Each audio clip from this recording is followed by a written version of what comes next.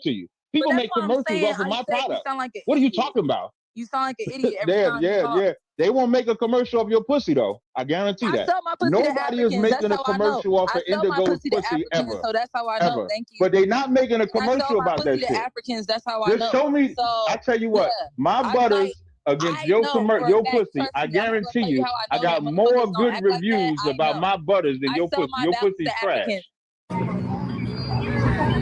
Didn't he say private court from the sky? So can I read scriptures now? Wait, can I read scriptures now? No, wait. So for the record, right? Wait. Hey, shout out there. Hey, I think. Hey, no.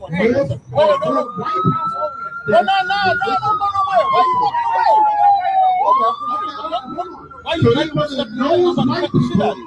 So this more for harm than black people. This brother said, Deuteronomy 18 and 18 says that Christ would become from among his brothers. Is that including you? You can prove that he's not coming out the sky. Yes, that's including you. Walk away from you. That's what he said. I'm saying everything is okay, so this brother right here says that's what I'm saying. That's what he said. You can walk away from me. Right, I said he's coming. I said I don't need to talk to you no more. Wait. You don't talk in front of all your people. I'm going to recapping what you just said. You got to recap. White people have done more for so now any black person what it says about Christ's return. I'm not a liar. So if I go to the book of Acts, let's go to the book of Acts, the first chapter. Book of Acts. Let's go to Acts. Because now my position, he established his position. Deuteronomy 18:18 Deuteronomy 18:18 is about Christ. That's why in John 1:45 it says, Philip and Nathanael findeth him of whom Moses and the law wrote about, Jesus of Nazareth, the son of Joseph. So now we can read in Matthew where they're applying Deuteronomy 18:18 to Christ in the Bible. That's what it's saying. So in Acts the first chapter, let's read Deuteronomy 6. And we're going to show him. When I go to Acts 1 and 9, it says that when he spake, and he had spoken these things while they beheld, he was taken up in the cloud out of their sight. That's why he was taken up. So now Christ was already resurrected, already taken up in the clouds. So now, while they looked steadfastly toward heaven, as he went up, behold, two men stood by them in white cloud, while also, which also said, ye men of Galilee, and ye gazing up into heaven, the same Jesus, which was taken up from you into heaven, shall so come in like manner as ye have seen him go into heaven. So the same way that he was taken up into heaven, he will come back. So when I say that he's coming back that same way, that's the same way. I can go further. I can go into Revelation. I go, I'm done. I can stop right there. Okay, so I'm not crazy. Okay, let's go. Christ is lifted up. So he said, men of Galilee, why are you standing there gazing in the sky? Christ will come back. Why was they gazing in the sky? He ain't coming from up there. Where was he at before he went up? Don't lie. Don't lie. He was on the earth. He was on the earth. Christ, like we're on the earth right now. Don't lie now. You know I know you. So Christ will be lifted up. You understand? You know what time it is. We've been out here in the street, bro. You know what I'm saying? We've been out here in the streets, bro. You know what I'm saying? He was lifted up from the earth. So the Son of Man got to be lifted up, right? I'm not making it. The Son of Man got to be lifted up, right?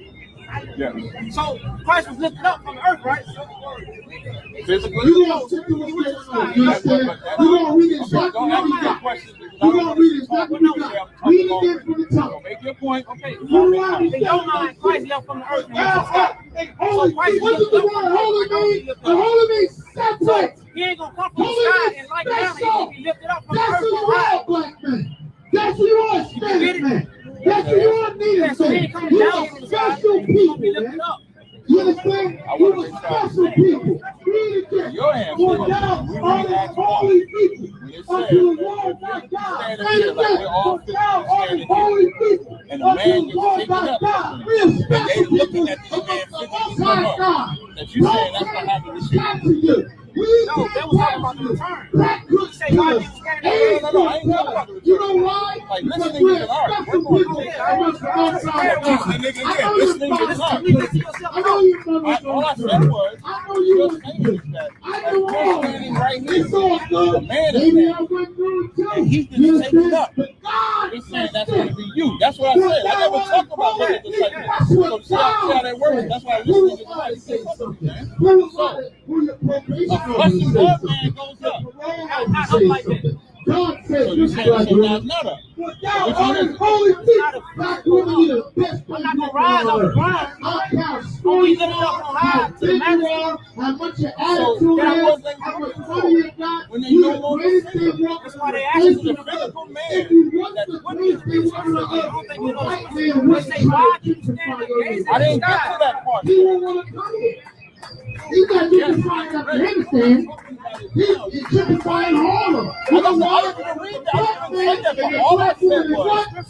And holy people. They're holy people. Great people.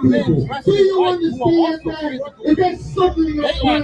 Is that saturating in your brain? Is that breathing in your soul? Listen to it say, real.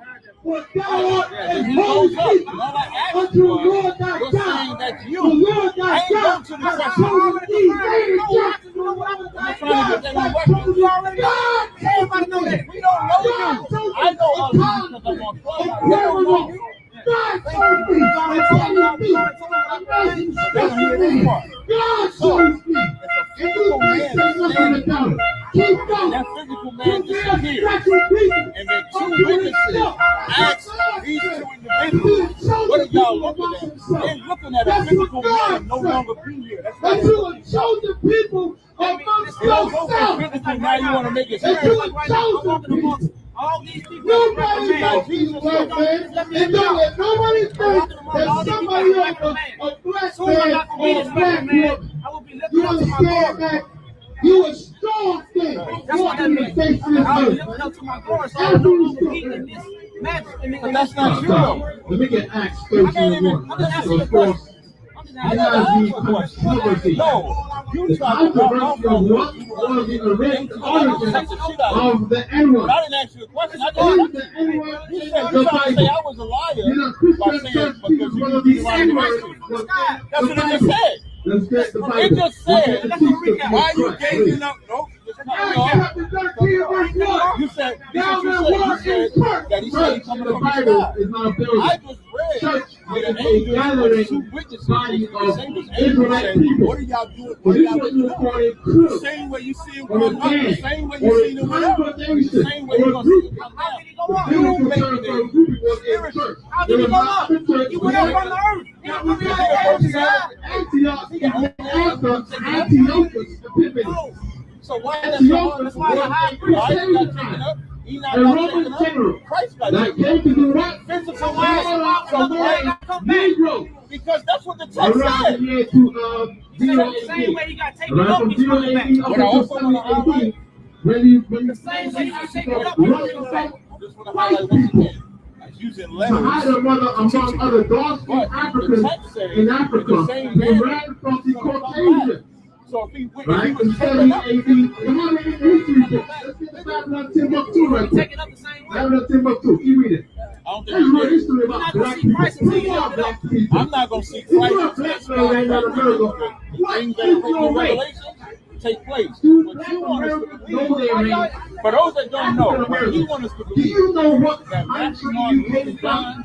didn't take Do you know what place. language you spoke before you spoke Now, English? and he's the individual that is taking place now.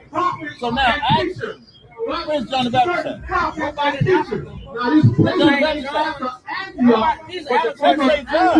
If you go in Hebrew, what is it in Hebrew? came to gentrify our homeland before These people 2,000 you were in the Middle East at a place called Antioch. Why?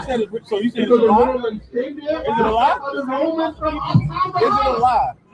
The Romans are moving into Texas. The Romans are moving into East New York. The Romans are moving into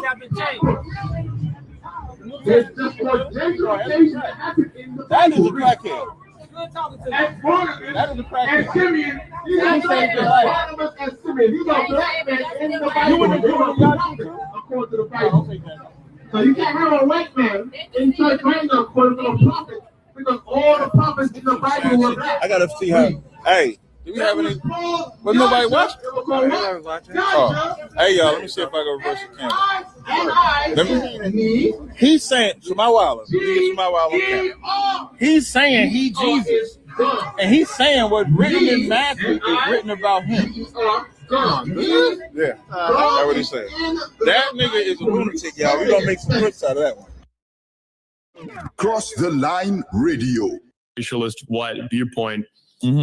And if you want to find common ground on someone who agrees that you guys should have your own communities that support segregation, that says we should get rid of the abortion and the drugs and the crime and live a noble Christian life, well, we actually agree on all of those things.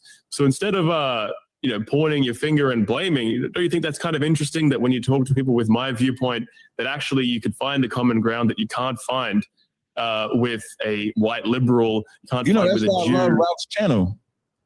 I love Ralph's channel because the one thing we do agree on is that principle. I'll be surprised sometimes Ralph let me say the shit I get to say.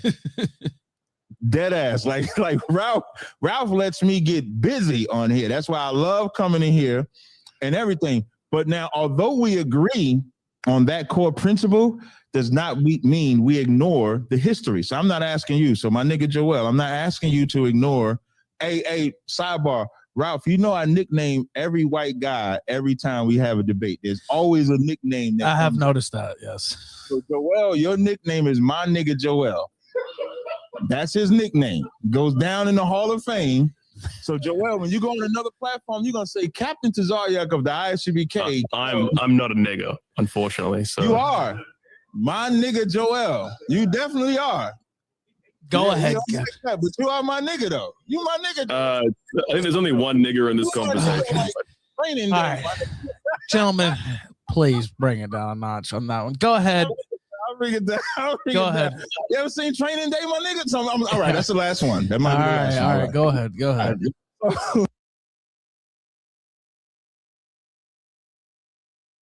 Is act. If Trump was a homosexual, I wouldn't be defending that because I would find it detestable. Right. If he's mishandling documents, I don't give a shit. He can mishandle as many documents as he wants. If he didn't do an insurrection, I'm upset.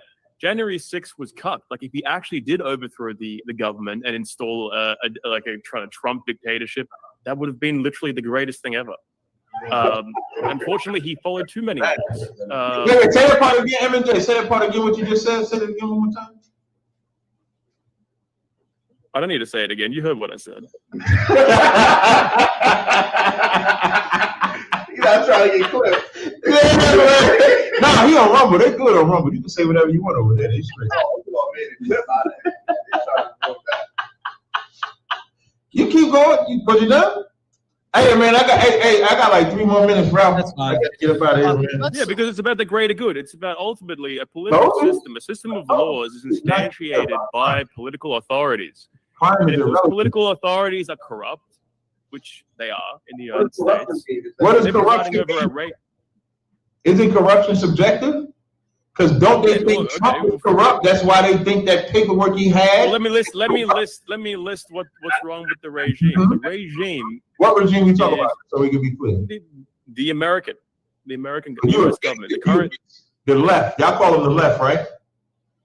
Yeah, but I'm against the establishment, in the United States. Are you against like Joe Biden? Like Joe Biden and is white. So are you against them as white, or are you against the political party they represent? Well, Joe Biden has no loyalty to the white race, so I have no loyalty to him. So you're against Joe. So you don't like black people. You don't like white people either. I don't have a problem with black or white people because of their inherent characteristics, but I am loyal to my people, and I have a problem with my fellow whites who aren't loyal to our people. And loyalty is letting criminals get away with crimes. No, because the regime itself is criminal. The regime itself is criminal. So obeying its laws have no sanction fundamentally. You only obey the laws necessity. Laws have no sanction. It's a righteous regime. Then its laws become worth obeying. But this is a regime that says it's legal to kill your own child in the womb. This is a regime that says homosexuals can get married. Hey, when Trump was in office, this is a regime when Trump was in office, pays people to Hey, when Trump was in office, you abort your baby. When Trump was in office. Well, I think that's a problem. No, I do agree with you I'm that a Trump supporter, but it's like the only option on the table relative to other options. But I criticize Trump a lot. I mean, ultimately Trump. But I agree with you. As I said. I agree with you with abortion and homosexuality. Those core principles. I don't think you're against homosexuality because you're a Catholic, though. Right. I don't really think you're. No. This is just a pointless. You gotta denounce Catholicism because they molest boys. I'm not denouncing Catholicism. $300 billion is a lot of money. Homosexuality is a sin, according to Catholicism. Not to Roman. No, it's not. How is homosexuality a sin and they molesting boys, paying them $300 billion? How is it a sin? It's not a sin to them. I don't understand why you can't understand this. It's a secret to them, though. It's a secret. You know what I'm not going to denounce. They're in the altar guild. It's been a lot of fun, and I know we got to wrap up. Yeah, I got to wrap up. I do got to wrap up. I'm not going to denounce it. Hey, I just got one quick question. Joel, I'm going to let you get the first final word, Captain, and Joel get the second since you let off. But go ahead. Joel, before I do that, was you an altar boy? No, I was not an altar boy.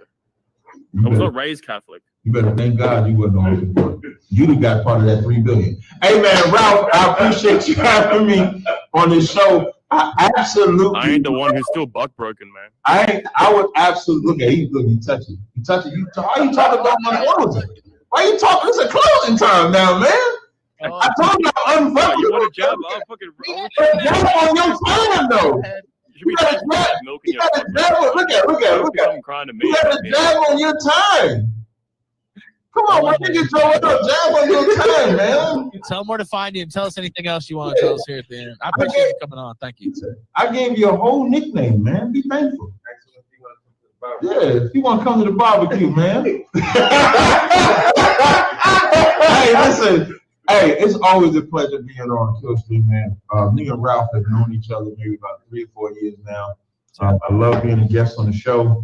I love the debates. I love having a conversation. I love the freedom of even having a conversation. So anytime Ralph reaches out to me and want to do a show, I think it's good. Joel, excellent conversation. I appreciate your genuine honesty in the questions that I asked. I look forward to if you ever want to have this dialogue again, maybe a different subject or something like that. I'm all for it. I'm Captain Tazaryach of Shakka under Commanding General Hunter, and that's my time, and I'm done. Thank you so much. And you mentioned every couple months. Maybe we'll try to do something again before the summer. Before September's over. I would say maybe in September let's do something else. Yeah, that's what I was thinking too. And I appreciate it again for you coming on. I appreciate you coming on as well, Joel Davis. I would consider you a friend, and got to know you a little bit this year. And you were very nice to me during a time when I was pretty down, and I think everybody knows what I'm talking about. So I appreciate that just on a personal level, and I appreciate you doing the show tonight and being generous with your time. And tell people where to find you and what you're working on or anything else here at the end. Yeah, so you can find me. I have a YouTube channel at youtube.com/@JoelDavisVideos. You can find me on YouTube. I'm also on cozy.tv/JoelDavis. You can also, I have a second YouTube channel which is directed towards Australian news. A show I do with my colleague Blair Cottrell, which is if you're interested in Australian politics, basically from a white nationalist perspective, you can go to youtube.com/@JoelAndBlair and find the Joel and Blair show. I also have a Telegram and a Twitter, and my handle on both Telegram and Twitter is Joel Davis X. Put an X on the end because unfortunately Joel Davis was taken. I don't think so. Go ahead, finish your farewell here. I knew he was going to chime in. Go ahead. Joel Davis X. On Telegram, is that the same on Twitter as well? Correct. He changed that. What am I going to do? Now, cozy.tv/show. I'm completely thrown off now. You know what? They're going to steal that too. White man going to steal the X too. Oh, wait. So all of the stuff you do that is bad, that comes from us. But all of the stuff that isn't bad, we took it from you. That's basically how it works, right? He heard. I'm just talking about the letter The X. letter. The letter X is yours. I didn't get it in the dictionary, man.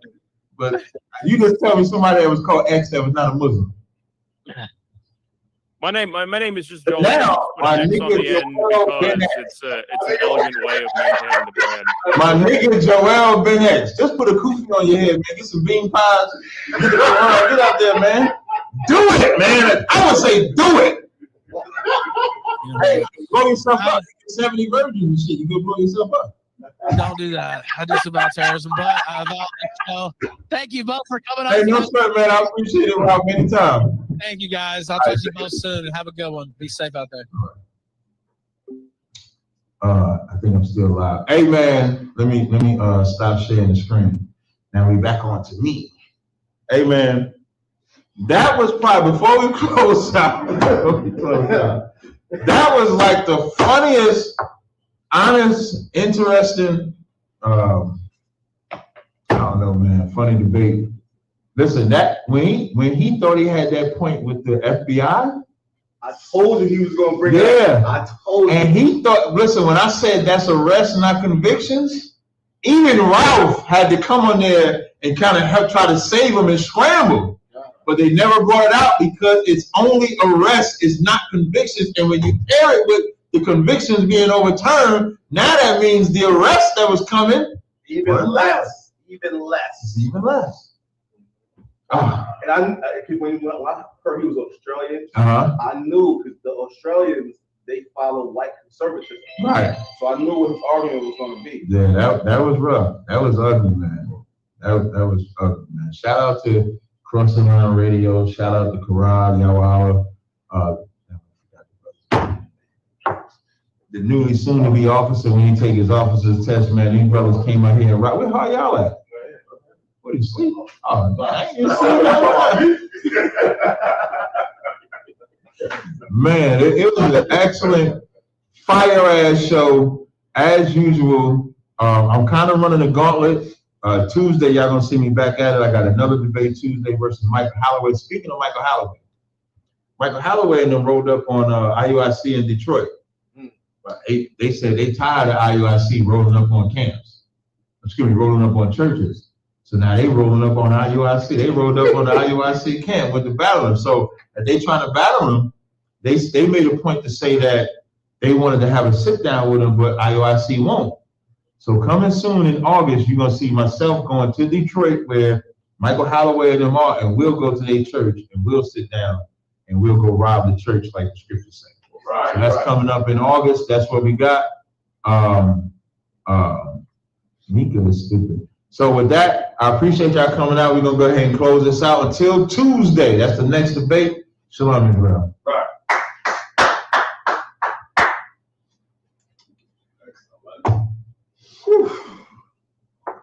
That was ugly, man. That was gangster. That was. Hey, bro, Cap, I know niggas that's BGF. I know niggas that's Muslims. I know all kind of shit. He brought it back to our home front. Yep. That's just real shit. Real shit. I got motherfuckers that, you know what I'm saying, that this is the first time in history, bro. Yeah, you could have picked anybody. Bro, this is the first time in history we had a KKK nationalist sitting at the table with anything that represented our blackness. Real shit. On a face-to-face, real debate. It's never happened. Damn. From slavery to motherfucking, the Martin Luther King era, Malcolm era, right. It never has happened. That's right. Cap, this is real shit. Nigga, you finna go down in the books about this shit. You know what I'm saying? Yeah, we didn't have the nose to nose, religious, brothers. We ain't had that. But this? Nah, we ain't had this, bro. That's right. Yeah, everybody rock this shit, man. You let me know. We ain't had this one. And I think, Cap, I'm gonna be real. I don't think he coming ignorant. He coming intellectual. Nah, he don't come intellectual. Right. On their ideology of whatever that is. Right. And I don't think the way to beat him is to go head to head with your ideology of what we are, right?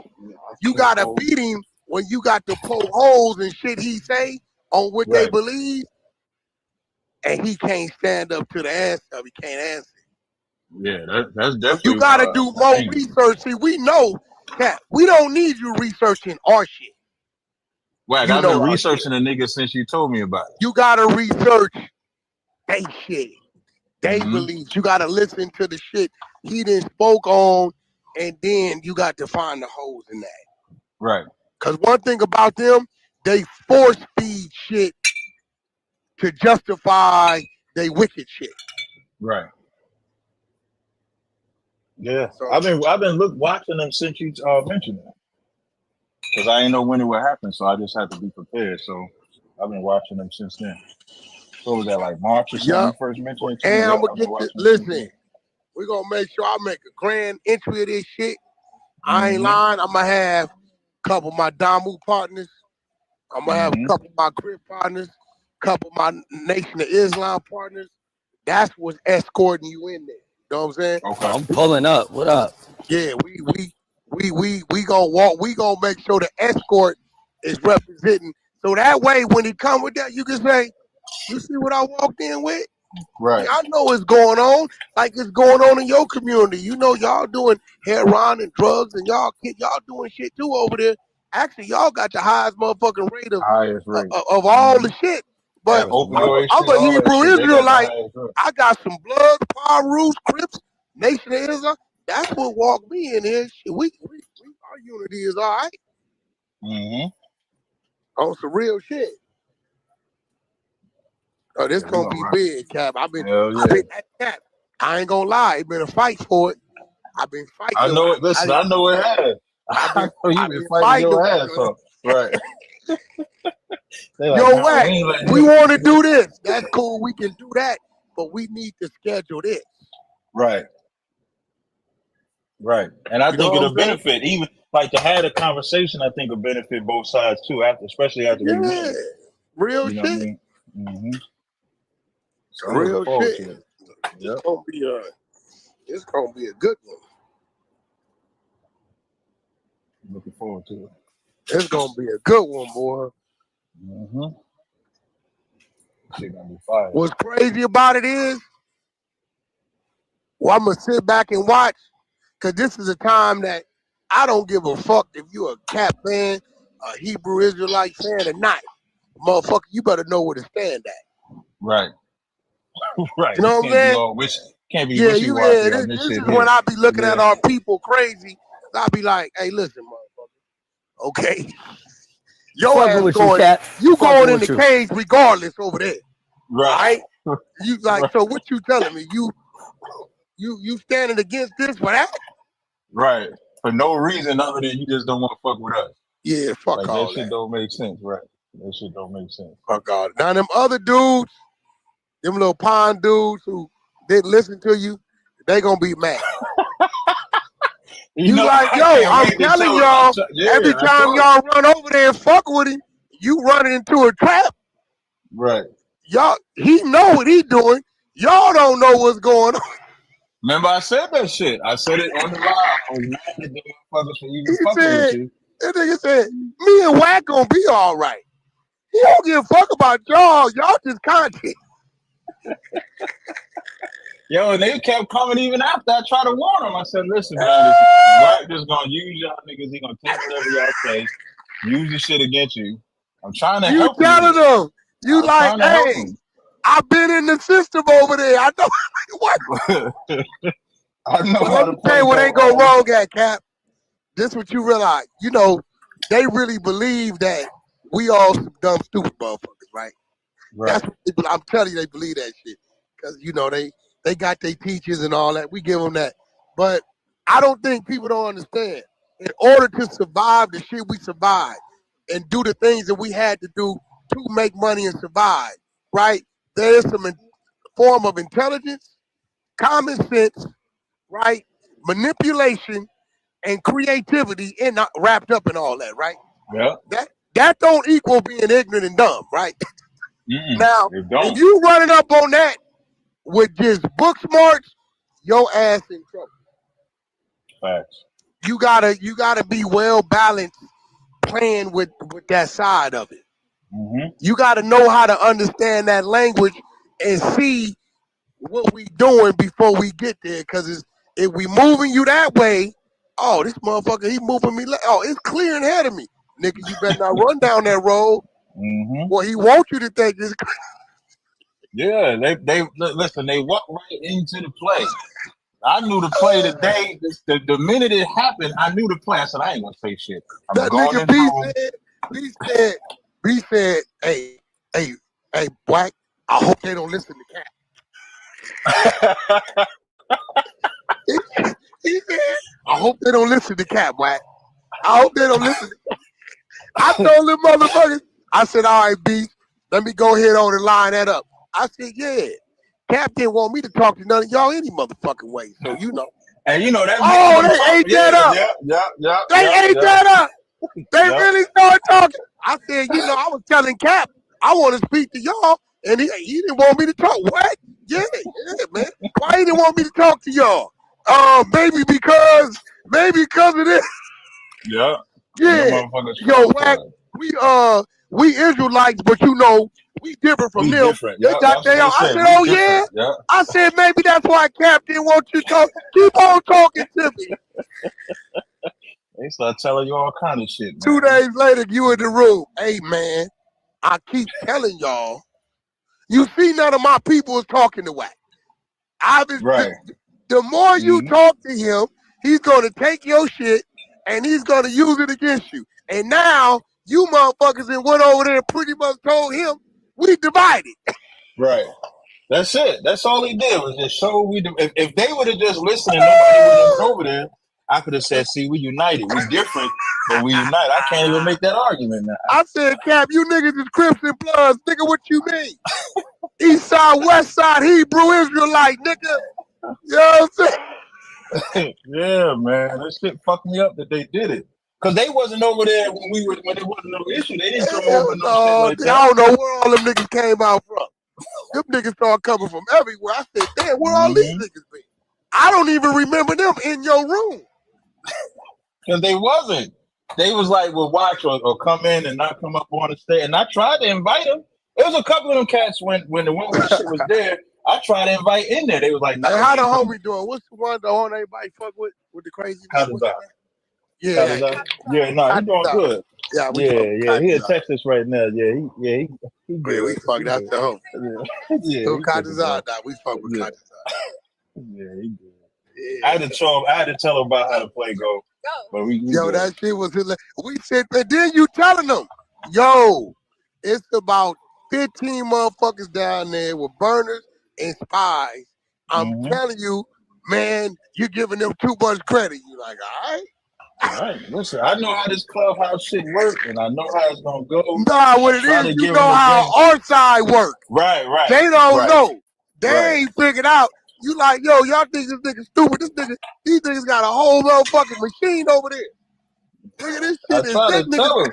I say, run this shit like clockwork. This what's gonna happen. They're gonna do this. They're gonna do this. They're gonna do that. I said, don't say nothing. Listen, I told my people. I said, I don't care what they say. Don't say nothing. So my people ain't say nothing. But the other Israelites, I try to warn them. I even got that bozo. I got side net. I got his ass good. Yeah. Oh yeah, we got him. We got Sonnet ass. That's my boy. That's my boy. They're not open Monday. No, they're not. Side my boy though. That's my Sonnet and took a lot of L's though. Right now, no. You know what? He wasn't. No, he didn't listen to Cap either. Cap tried to warn him, like, Cap, listen, nigga. If you think you just finna sit here and the nigga, that ain't gonna happen. Sonnet helped us get familiar. Sonnet helped this nigga with the plan to get familiar with the whole conscious community. Yeah, I try to tell Sonnet about how it work on Clubhouse too, but that's my boy. Sonnet is my boy. Yeah, that's my boy. Oh, that shit was funny. We had a ball. Yeah. It was funny. I said, that nigga B said, hey, Wack, hopefully they don't listen to Cap. Well, Beast had that shit right. He had that one right. They wasn't gonna listen. He had that one right. They did not listen. They refused to listen. They hate on, they hate on Cap. They don't listen to him. They want to prove Cap wrong. They want to look what Bruce B said. He doesn't talk bad. He said they want to prove Cap wrong, but he's really right now. But they want to prove him wrong. Right. That's what they wanted to do. They wanted to prove I was wrong for even coming over here and shit like that. And really, they would like to come over here when they could have just came over here. That nigga is crazy. That shit was incredible. Yep. Then the other nigga, he just got a fetish for you. That nigga's. Which one? Black Jesus? Yeah, that. Yeah. He didn't realize that the more he did that shit, he reminded me of them weirdos who infatuated with me. I said, this nigga just infatuated with Cap. This nigga. Yeah. I just want to talk to him. I want to talk to him. I just want to talk to him. I'm like, God damn, nigga. Yeah, it's some groupies and shit, man. Black Jesus, I remember where that nigga popped up out of nowhere. Yeah, man. Out of nowhere, I don't know where it's at. I heard some couple with them other bitches. What's them? It was a bitch that came. Where's California? Oh, it was coming out the woodwork, man. They just knew they had me or some shit, I guess. Oh man, Black Jesus was over here for a good week. Yeah. Well, hey, that shit. No, see, Cap is telling them the more y'all give them, the longer it's going. Yeah, that's it. And then what I also told her, I said, now when this shit is over, y'all gonna go back to normal, and then I'll be straight. All this shit ain't shit gonna change. Ain't none of this shit gonna change, or none of that shit. I remember when I was doing the interview, Wack texted me while I'm doing the interview. So like, I don't know why people thought it was gonna be that serious, man. It just wasn't that serious. I ain't had no venom or none of that shit. I'm the shit out of Cap. I said, Cap, they won't listen. Oh shit! That one dude, I could tell he got his lunch money took when he was little though. That one dude, he wanted to tell the story about they jumped out and they had to get at the Crips in Brooklyn or some shit. He was real angry. He was real angry. He the one started that private room and started pinging everybody. I said, B, is this nigga really finna get all these people in here for me? Oh my God. Yeah, they listen. I turned it into a bunch of one-on-ones. Nigga, we recording everything. I said, these niggas is for real. Didn't Cap tell him? Don't tell a nigga nothing. All right. Yeah, I shut the whole thing down as soon as this shit happened. I said, we ain't saying shit. Just watch. Just watch. I don't know what it's. And the shit was rap. It was funny as fuck. Yeah, that shit was funny as hell. Even after the shit was over, I said, I told y'all niggas.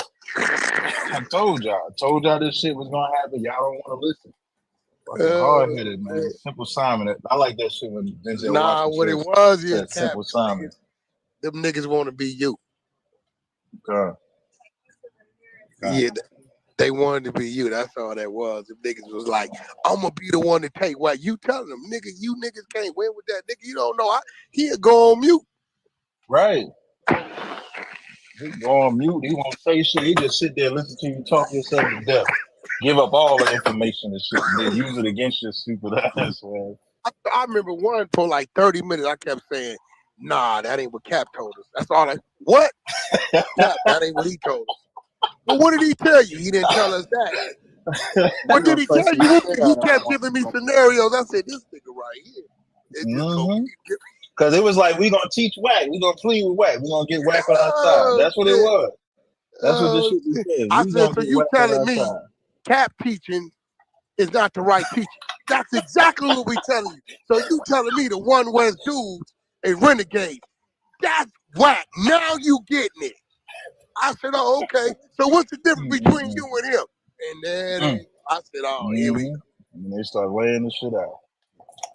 That shit crazy. That shit just bugged out to me, man. Wait, then we get him right. I said, so the way Cap do his wives, you do him like that too? No, Wack, no. Oh, so he do his wives some kind of way. Shout out to my wives, man. He's solid. He's solid as shit, man. Shout out to shit. That shit funny as hell, man. Some of the clips I was hearing, I'm sitting there laughing at these simple niggas is calling for what Wack said. That's what made me do the lives when I was doing like the Car Chronicles and shit talking. I'm doing the lives on YouTube and shit like that because these niggas wasn't listening. And I'm like, damn, y'all should listen. But they wouldn't listen. We fall out? I remember what happened. I forgot how it this shit. Pushing, the other nigga. No, this is what it was. I'm gonna keep it real, right? I remember y'all took No, the other nigga, right? Listen, I'm gonna be real. He really was going along because Cap was controlling it. Oh, Tazaryach, whatever his name is. Yeah, only one really fuck with us was the other homie. He fucked with it, right? He fucked with it. But that dude, he really didn't fuck with us, but he was just being cordial because of Cap, right? So I had already told Beast, I said, Beast, first time this nigga get out of line, we on his ass, because this nigga right here, I don't know something about this nigga. So we was doing some Tupac shit. I don't know. Y'all know I don't give a fuck. It was Tupac, right? It was Tupac. Like, and Cap said it. Cap said, man, Wack don't give a damn about no goddamn Tupac. He just used that shit. I knew it, man. Like he told him, he said, that nigga don't give a goddamn about no damn Tupac. You niggas went for that dumb shit. Yeah, that's smart. He ain't give a fuck about no Tupac, man. But he knew he could push that button. Tupac. Next thing you know, I heard that nigga call him Captain Cha-Cha or something like that. Oh, no, see, I knew how to get Cap going. I get Cap going with his nationality is, right? Because he gonna defend that with all he got. He said, why you keep calling him Puerto Rican? Because that's he a white man, Cap. You know that's what it is. Cap said, no, Wack, you're mistaken. Cap, PTR. Look at the picture. Now then they gotta go deep into it, Afro-Latina and all this. Yep. I brought his father on the stage, put his father on my PTR. Yeah, you did. Put his father. I said, look at that. I forgot you did. Yeah, I did that shit. Oh, man, that shit was hilarious. And then that was it. Like, once I did that, I said, okay, I see the play. Let me stop. No, you see the play. I see the play. Nigga, how y'all had that white man on the... Our play was, nigga, how you got a white man in the Israelite.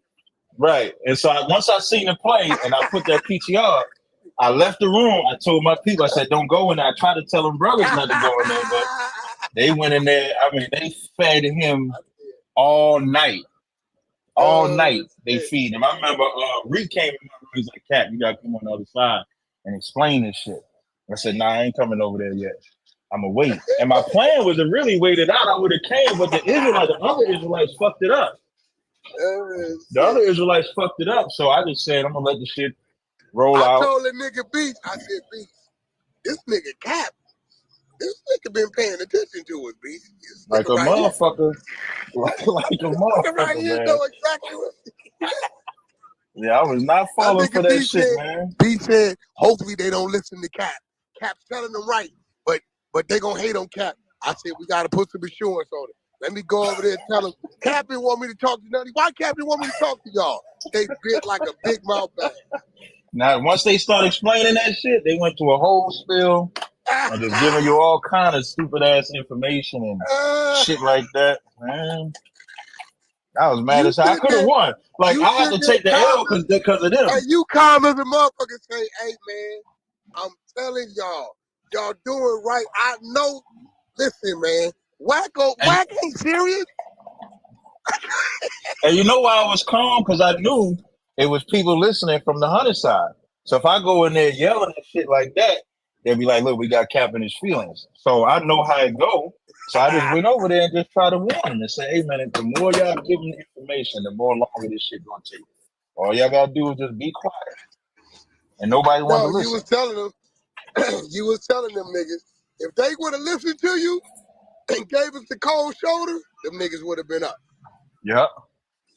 Them niggas, but I seen it. I said, B, they want to be Cap. They hate, we gonna play on that.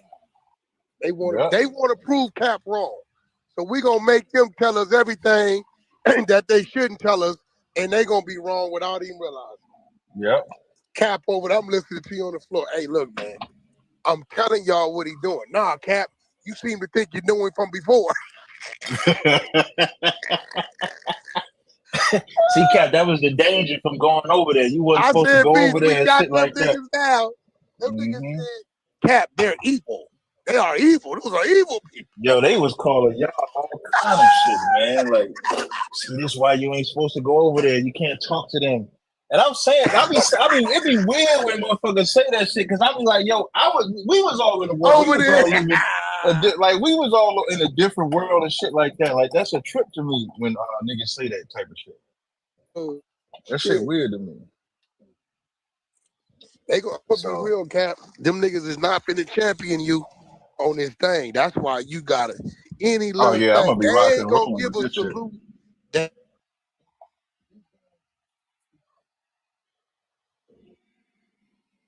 Hey, you breaking up, Wack? I don't know if it's me.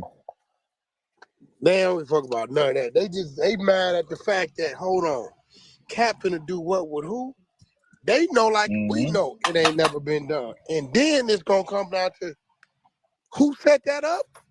Yeah, that's gonna be the real fucked up part for them. That's gonna be the real messed up part. They not gonna like that one bit. Man, and then I'm gonna get to say I told y'all so. That's what Y'all don't think they know already about it? Yeah, I had every time when I seen Wack do like the interview on No Jumper, I would talk about it, and I would say this is what Wack doing. So they know, but of course they might look at it as that's just wolf tickets or some shit like that. They know that I'm trying to set the play up, but when that shit get announced, that's right. Hey, that shit, yo, YG, bro. This shit ain't never been done in history, bro. Of this shit going on in our life amongst black and white. That's right. This shit ain't never been done. This is some monumental shit. Is he still currently a white nationalist or he? Yeah, he currently one. Nigga, that nigga's a top dog. Yeah, he like the top of the top. He was the main supporter of Donald Trump. Yeah, this ain't no lightweight ass nigga. Shit, if anybody could do it for us Negroes, you could, Cat. You can go down with that nigga. Yeah, I'm definitely built for this type of shit here. So I'm looking forward to it. And I get to tell all them Israelites that wouldn't listen. I told y'all niggas, y'all should have just listened to me from the gate. Hey, it's gonna be funny because he probably gonna be trying to make you mad. He don't know you gonna be sitting there calm. Yeah, everybody trying to make me mad. Yeah. With them little jabs. Yeah, everybody trying to make me mad, man. Everybody. Wack the only one. I remember my voice was fucked up, and Wack got me to get loud and shit. That's probably the last time I think I got loud. That was like a couple months ago. Oh no, he ain't gonna do that with dude. I just need. Cap, you gonna throw one Edomite in there? You gonna throw one Edomite in there? Yeah, I might throw Edomite in there. It's gonna be dope. Hey, Cap, I'm rooting for you though, for sure. Nah, real shit, though. I'm rooting for you for sure. Nigga in the world. Leave here, kid. I got up looking for you. Every nigga in the world rooting for you. Yeah, I would hope so. You got if you ain't, nigga, you like Candace Owens, nigga, you got this. You got this, Cat. I appreciate it, Dale. You got to be like some Candace Owens, nigga not to. Yeah, you got to be a real evil type of nigga not to. Hey, Cap, they don't know how battle tested cats be. They don't know the wars that you've been in, and you know how I go. You know I know, so they have no idea. Cap, there's only one person I know that'll be against us, Candace Owens. Yeah, Candace Owens. Yeah, she against us for sure. She with them. Yeah, she'll be right on their side. But shit, I done been through this so many times, like Dale was saying, you know. So I'll be used to it. I'm just glad I can rep y'all. We can go. You ever conversated with that bitch? Come back and talk about it.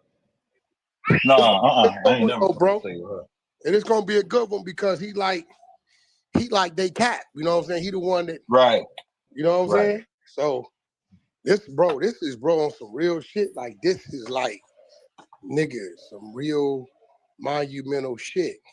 Facts. It's like up there. Yeah, this is like nigga, like ain't nobody can't look, bro. Farrakhan can't claim he did this one. That's what's up. He can't like this is nigga. For one, I think the politics, it was too many people in between. Yeah, the politics heavy for it to happen. You know, one thing I've been known for, I do some shit that 10 niggas couldn't do. Because some missions is easier to navigate through it by yourself. Straight up. Some things is just easier to navigate by yourself, bro. You know what I'm saying? Because you got other motherfuckers got their own ulterior motives on what they trying to do. So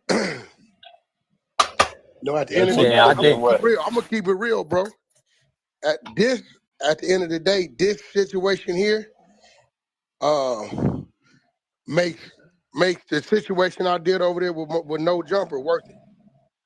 Yeah. Going down in the I books, bro. appreciate that. Yeah, Going down in the books. This is some shit that's going out in the books. This right here makes it worth it. Yep. If it ain't That's why I another give you props for episode that after shit. this shit made it worth it. That's what's up. And I definitely appreciate that shit. That's why even when the shit was going down, it didn't, like, I wasn't really affected like that. Like, I ain't blocked nobody or no shit like that. Y'all ain't put me on the mass block. You know, y'all be quick to do that shit. Nah, we y'all ain't do that. Yeah, y'all ain't do that. Usually, that's how I knew it even more was a play. When I wasn't on the block list and I'm still seeing everybody, I saw, yeah, this shit ain't real.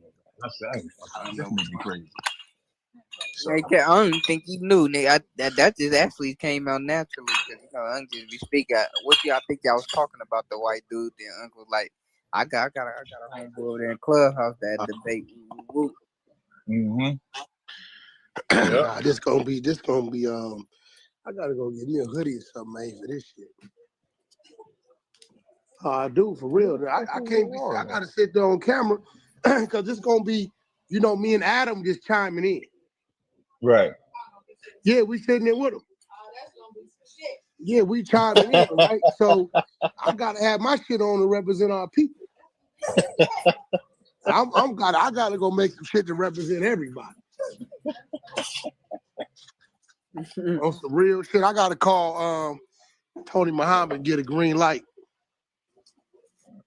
You trying to get one of them old school Tony Muhammad tracksuit special? Nah, what I'm gonna do, I'm gonna go get me a hoodie made that symbolizes all our movements.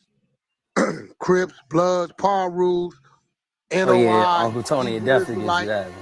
You know what I'm saying? Yep. You know what I mean? So I know y'all got like certain things that y'all wear to where I can put that right on the hoodie. You know what I'm saying? Right. I got you. Yeah, that's my whole thing. I just want to, because it's gonna be a cap show. Yeah, you should get a Leatherman jacket like that. Or just take a hoodie. Like I could take the hoodie. I could take the hoodie part. Half of that could be red. Half of that could be blue. I could take the front part of it. It could be whatever symbolic of the Nation of Islam. I could take a sleeve or something that could be symbolic for the Hebrew Israelites. I could take another sleeve, and Black Panther that motherfucker put up. You know what I'm saying? Like I could do all kind of shit. And put it right dead in the middle, the fifth. You know what I'm saying? I'm gonna have on something that represent that. This shit gonna go down in the history. This shit gonna rock. Yeah, this shit gonna be fucking fire. Straight up. And I'm gonna be real, Cap. It's gonna trigger. They gonna be calling on you now. This gonna trigger a run for you. Yeah, that's why I appreciate it. You know what I'm saying? Because you didn't have to, like you said, you didn't have to pick me at all for the shit, but you did, and I greatly appreciate the shit. End of the day, nigga can say what he want. One thing about me, I ain't no hater like that. I'm gonna call a spade a spade. It comes time for this type of shit. Oh no, this job for Cap. Nigga cannot take away your ability, your intelligence, your knowledge to speak for us. Nigga can't take it away from you. Appreciate that too. And that's facts. No, it is what it is. I know. I had a nigga tell me, "Hey, Wack, a nigga." He said, "I ain't gonna tell you who he is, but he don't like you." But he said, "Don't play him like he's stupid. You will lose." He said, "The nigga that's the more crazier he play, the more he lining your ass out." He's never intoxicated. There's never a reason for him not to be thinking. Right. He said his nigga's thinking all day. He said, I don't fuck with him, but don't underestimate him. I said, why he say he don't fuck with me? He said he wouldn't tell me why. He wouldn't tell me. But nah, this gonna be a good one. Hell yeah. We need to do some I wouldn't mind pulling some of dude content. We could do like I can find something, yeah. Like do some free shit to where we can like we gotta run do some of homework. his shit, run some of Cap's shit. Right. You know what I'm saying? Had the YouTubers like, yo, building up to it, cause as soon as I set the date, this gonna be like a Floyd Mayweather fight. Cat, what's Buddy name? I think Richard Spencer. Yeah, Richard Spencer. Richard I'm gonna look Spencer. him up. Yeah, Richard Spencer is his name. Yep. Is that the dude that talk about the Bible a lot, Jesus a lot? He probably. No, I don't think he talk about. He might. He probably do, because you know they think they use Didn't he that talk? shit to justify it. Yeah, didn't he talk to Garfield, Cat? Is that the same dude or no? No. Oh, he This a got white punched guy. during the interview. This a white guy. No, that dude white This a too. white guy. That's the he white too. I would have to look I'm it gonna up and check. see. I'm gonna check. I Yeah, would have to look because it up there's a and see. lot. Oh, Okay. yeah, I see him because he on No Jumper too right here. He got stole on. Somebody stole on that nigga 6 years ago on ABC. He was sitting there talking. Nigga stole on him. Yeah, we can't do that, because if we do that, we lose. Oh yeah. Yeah, I don't do none of that shit. I don't do none of that. Yeah. No, we ain't in there for that. I see him on No Jumper right here with Destiny. And what's his name? Yeah, I don't do none of that. I use my intelligence. Yeah, hitting somebody, that's what everybody do, right?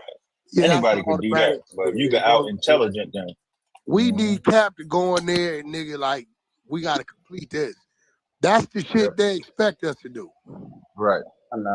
You only doing that because you don't have the knowledge to debate. Yeah, you don't have the intelligence. He said something that you can't outwit him on, so you're gonna resort to just hitting or violence or Nah, it was a white dude that punched him on. What's his name too? Oh, that's better. That's good. If it's white. Bill Cosby. Like, man, this is deep. Like, wow, I didn't know how to accept it. I didn't know how to receive it, right? And dude said verbatim, I know he did it. I looked at the older dude and my heart was broke. Because I'm like, bruh, I know you just ain't say you know he did it, right? Like, what? You know he did it. So I'm like, hold on. I'm like, you know me. Y'all know me. Big mouth ass me. Yo, OG, how you know? How you know that? Like, he's like, because I used to work with him. I said, oh shit, you literally seen him do that before? You watched him do it? He was like, no, I ain't watched him do it. I'm just saying I used to work with him, so I know the dude. I know him. He did it. And I looked at this man, and for the first time, I felt disgusted by him. And I'm like, yo, bro, I don't know what it is, but something about my spirit is telling me your energy is ugly right now, dude. Like, I don't know. I can't trust you, bro. So I just said, man, well, let me tell you something. And I was being facetious, so listen to how I'm saying this, because I know how people gonna fucking flip the script. I was being facetious, but because I was angry, I looked at the old man and I said, let me tell you something. I don't give a fuck if he did do it. I'm sticking with my people. Now, I was being facetious when I said that, because of course I do give a fuck if he did some weird ass shit like that. But I was being as adverse as he was with the information that he didn't even have. I just wanted to be as adverse as he was being to him as he was being to Bill in that matter, because I just didn't think it was fair. And I'm the person that likes to fight for people. So I'm the person that's like, oh yeah, you slap my man, I'm a body slam you, nigga. That's how I feel. So I'm right here. Chill out. So hold on, chill. I'm on the call, bro. I'm following you. Go ahead. Yeah, so I basically was like, look, man, I'm sticking with my people, man. And I'm sick of us not sticking with each other. I'm sick of this shit, man. And I'm sick of it, man. It really disgusts me that we do this to one another. And I told this to the OG, man.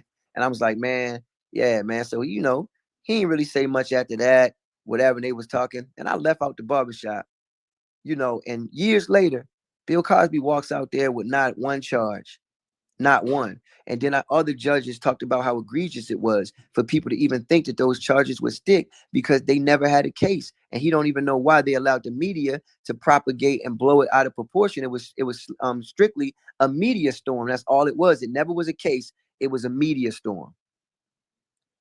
I can't wait to see this man again, just so I could look him in his face, man. You know?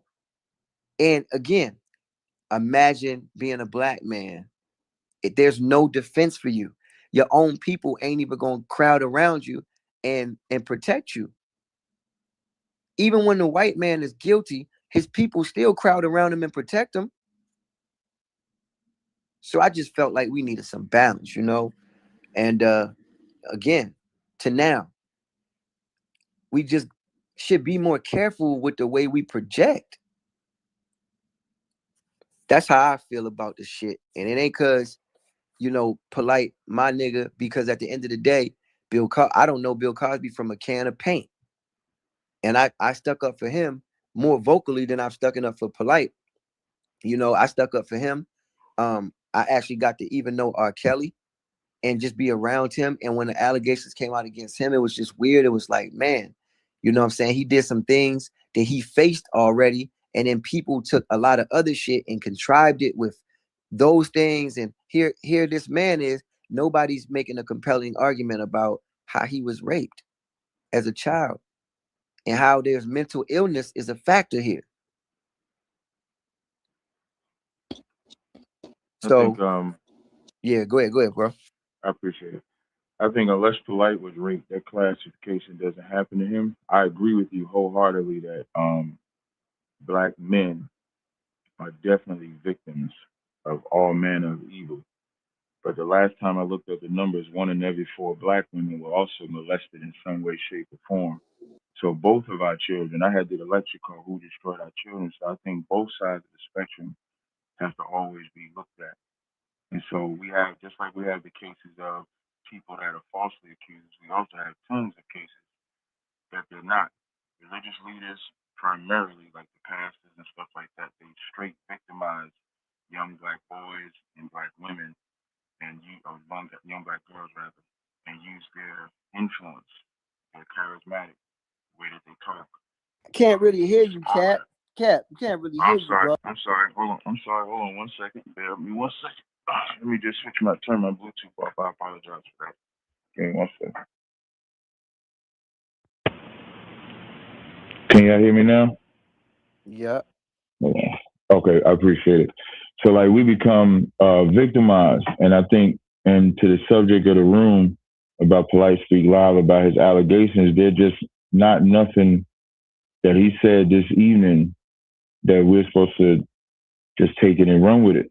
Everything that you said about black men, I totally agree with you 100%. But we cannot act like black men also don't predatorize young black girls and use their influence of money, flash, XYZ to also take advantage of the same young black women. So we have to be objective. We can't have a narrative that makes a person guilty or innocent. And like I said, I don't think Polite or the woman is innocent, because if the story is true, whether he touched her, let's say if he didn't touch her, but then he took her to the party or tried to take her to a party and got her drugs or something like that, even that shit is reprehensible, to take somebody's daughter and do that to him because you're putting him in danger. So there was nothing that Polite said tonight that made me change my opinion either way. I'm a person that's more objective in judgment, just sticking solely with him. If we take the R. Kelly situation, R. Kelly was molested at 8-year-old, I believe it was by women at the time. So we do have instances of young black boys doing it.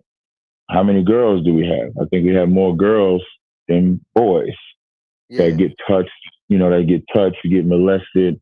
I guarantee you the women that are in this room have been touched or groped inappropriately at some point in life by a man that they did not want that affection from, but they gave it to him anyway because girls are treated like trash. And then so the women that you see on the stripper poles, the women that you see promiscuous, having threesomes and running wild, if you go into their background, you'll see that some man molested them. Some cousin was playing kiss 'em all, get a girl, whatever games they was playing to take advantage of our little girls. So it's almost like two sides of the spectrum. So Polite is an intelligent man from what he says. So I can't put him in the same classification as R. Kelly. I can't put him in the same classification as he himself. The one thing he said in there was that he was with one of his homeboys that got shot. He lost his mom. So he had a rough life, and he was able to turn it around. And he's super duper intelligent. Talks about how he doesn't have to have the kids. He was able to raise his kids without going through the hospital and stuff like that. He's a super intelligent being. With that said, he could not have done it. He might be too smart to do it, or he could be so smart that we would believe he wouldn't do it, because that's what predators do. And we have plenty of examples of prominent figures using their influence. For me, R. Kelly included, because he may not have raped every girl, but everybody's seen that video where he was peeing on that little girl. I know I've seen it. So everybody's seen him peeing on that little girl, and ain't nobody gonna tell me that shit is okay. I'm sorry. Nobody's gonna convince me. Where if you want to say he messed up in the head, that's one thing. But being messed up in the head does not justify your wickedness. It does not. We should have to correct it, but it does not justify it. So we got to be extremely careful in moments like these. You have to have your eyes open, pay attention to everything that we see, and don't let the past control how we run our future on both sides. Because the same way we could bring up people that are innocent, we could bring up tons of people that are guilty. I see it all the time in this walk, and it's a horrible thing to investigate. One of the most horrible things to investigate is child molestation. It's horrible. Because when you start seeing the numbers, you start seeing the girls, and you start seeing the boys, and you start seeing how many times they was molested, and it's usually by someone close. It's always, 9 times out of 10, it's never a stranger. It's always an uncle or auntie or a cousin or a father or a mother or a pastor or somebody that they let get close to them. You women and you men that let just your random girlfriend or boyfriend just come around and be around your kids, you got to be extremely careful with that. And that's how it happens. So we only got 2 versions of this story. One story is they went to the hotel. Polite was separating her from the mother because they had some issue, taking her to a hotel, end up that way. Another version is the mother was asleep and Polite, she went downstairs with Polite to get something to eat, and it ended up happening. So it's too foggy of an information to know exactly how the story is, but that DNA evidence, you can't get around that. Can't get around DNA evidence, and that's super duper strong. And the difference with that is not like 30 years ago with Bill Cosby, where that information is like 30 years ago, so you don't know where that's coming from. This information is relevant. It's right here. It's right now. I think it happened in February. They got they had him come in with the DNA or asked him about it in June. He went in August or whatever. He turned himself in. That's what we know for sure. So that DNA evidence, I said, humdinger. And that's all we know right now. So he deserves every bit of flack he gets for the irresponsible act that he has taken. Whether he didn't have to touch the girl, but what I hope everybody would take from this is everybody is not a leader. They can be smart, like the brother with the stocks, and sometimes I think I texted him a couple of times even about the whole stocks thing. So he can be smart and stuff like that, but everybody is not a leader and who we should look up to, and anybody can have a flaw. If we think they're infallible, it blinds you from being able to give righteous judgment on the left or the right-hand side. Because the flip side of this, like I said earlier, then that means the mother, somebody got to come down on that mother. That's what I said. Like, I cannot make them innocent. I can only make that child innocent. I can't make the mother innocent. Can't make Polite innocent. Now, if there's something that like, let's say, for the sake of argument, Polite didn't do nothing, it's just a woman scorn, then he can kind of be innocent in that way. But if he did anything to mislead her or do it, then he's not innocent. If the mother didn't do nothing but fall asleep, like she say, and Polite took her and did whatever he did, then she can actually be innocent. But until we find out, the only innocent person in this whole ordeal. What? They said what? Yeah, there's 2 versions of the story. No, but it's only one. Only one on the one in the police report, right? Only one on the police report, right? The one on the report said that he asked her permission to take the right, to take her to an after party. She granted the permission. And she granted. Right. Come on, so man. Even, so that none of that sounds right from the beginning. If I you agree think with about you. it, That's why I said none of. Yeah, that's why I said none of them are innocent. Like I ain't giving the mother. But that's what I'm saying though. That's only coming from them. That's not coming from Polite. If that's a police report, that's what the mother said, man. So that's only one side. You get what I'm saying? That a police report doesn't mean it's the truth. A police report means this is what somebody told us upon arrival. So we're going to take a report. So the mother, first of all, the mother told a story that don't make no sense because it makes her look fucking crazy. It makes her look totally crazy. Right. The So only that thing don't that mean ain't that don't mean Polite did none of that. right. The only thing that ain't crazy is that DNA evidence.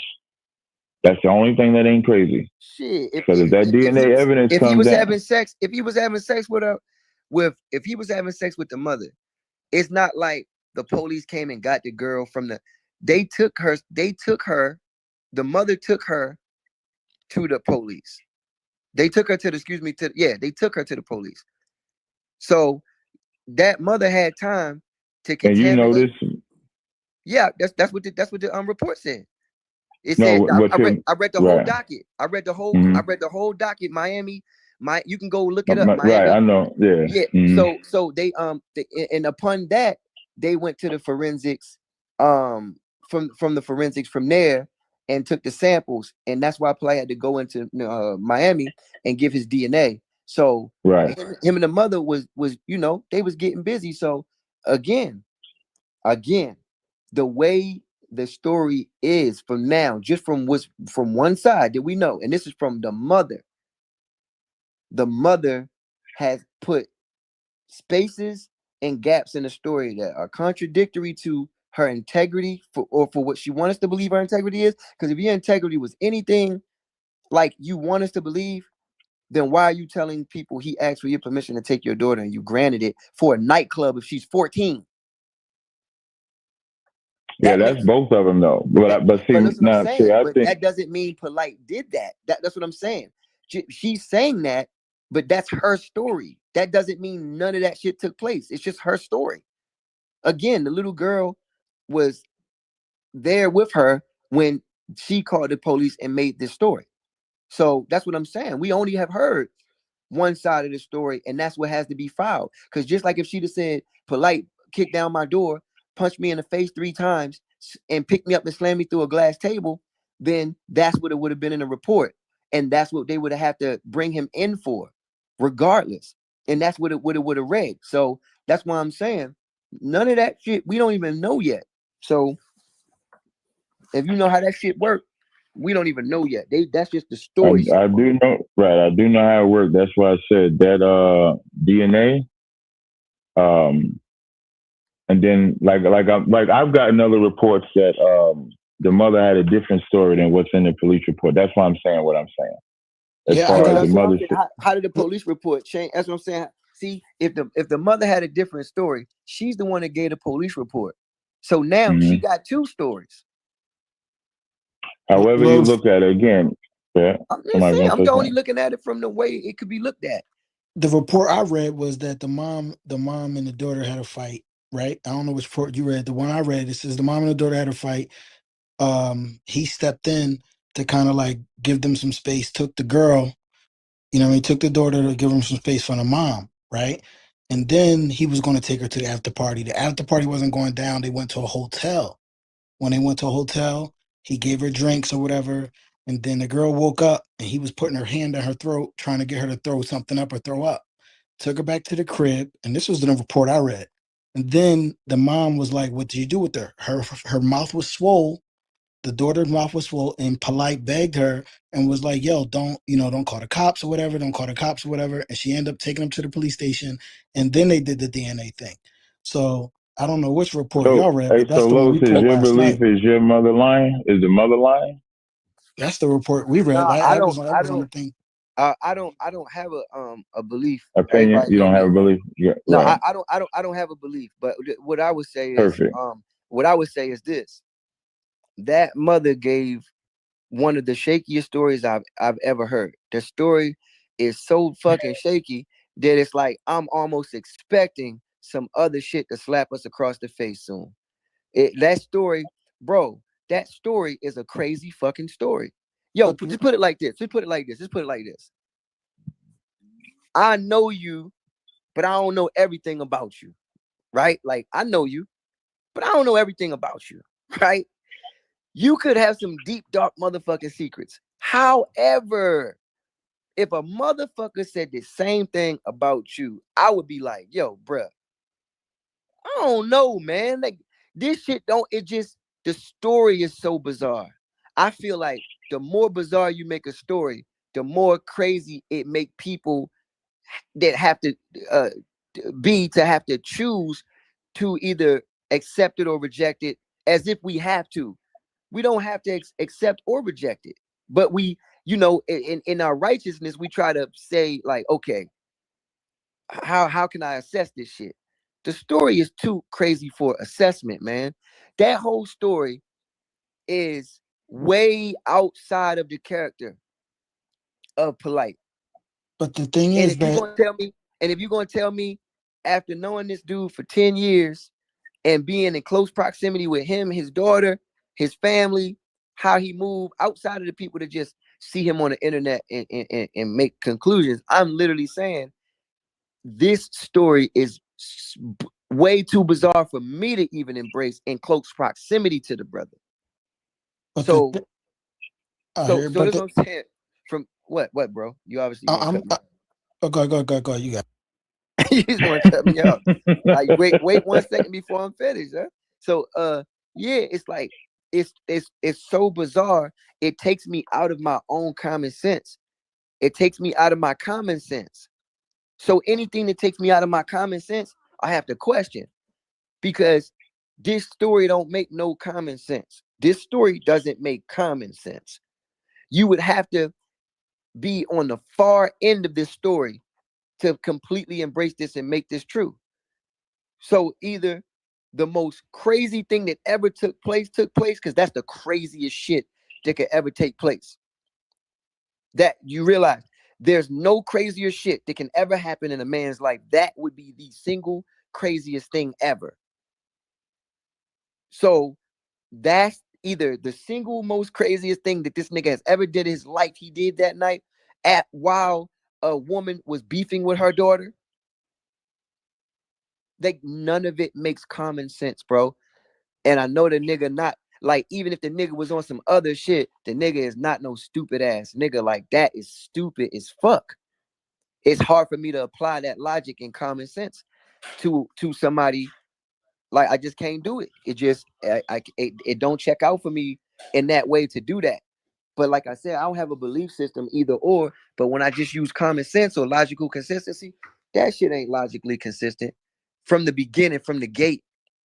And all this nightclub shit, I ain't never see this man in his life take no 14-year-old girl to no nightclub. I done been to 11,000 nightclubs with this dude, bruh. I ain't never seen him with nothing but grown ass fucking women. So that's a whole nother thing. It's like, how do I even fit that into? He was taking a 14-year-old to a nightclub. He has a 14-year-old daughter. Like, when, like, that's what I'm saying. My common sense rejects a lot of this shit, bro. It's just hard for me to interpret that shit like that, and I know that people just want to.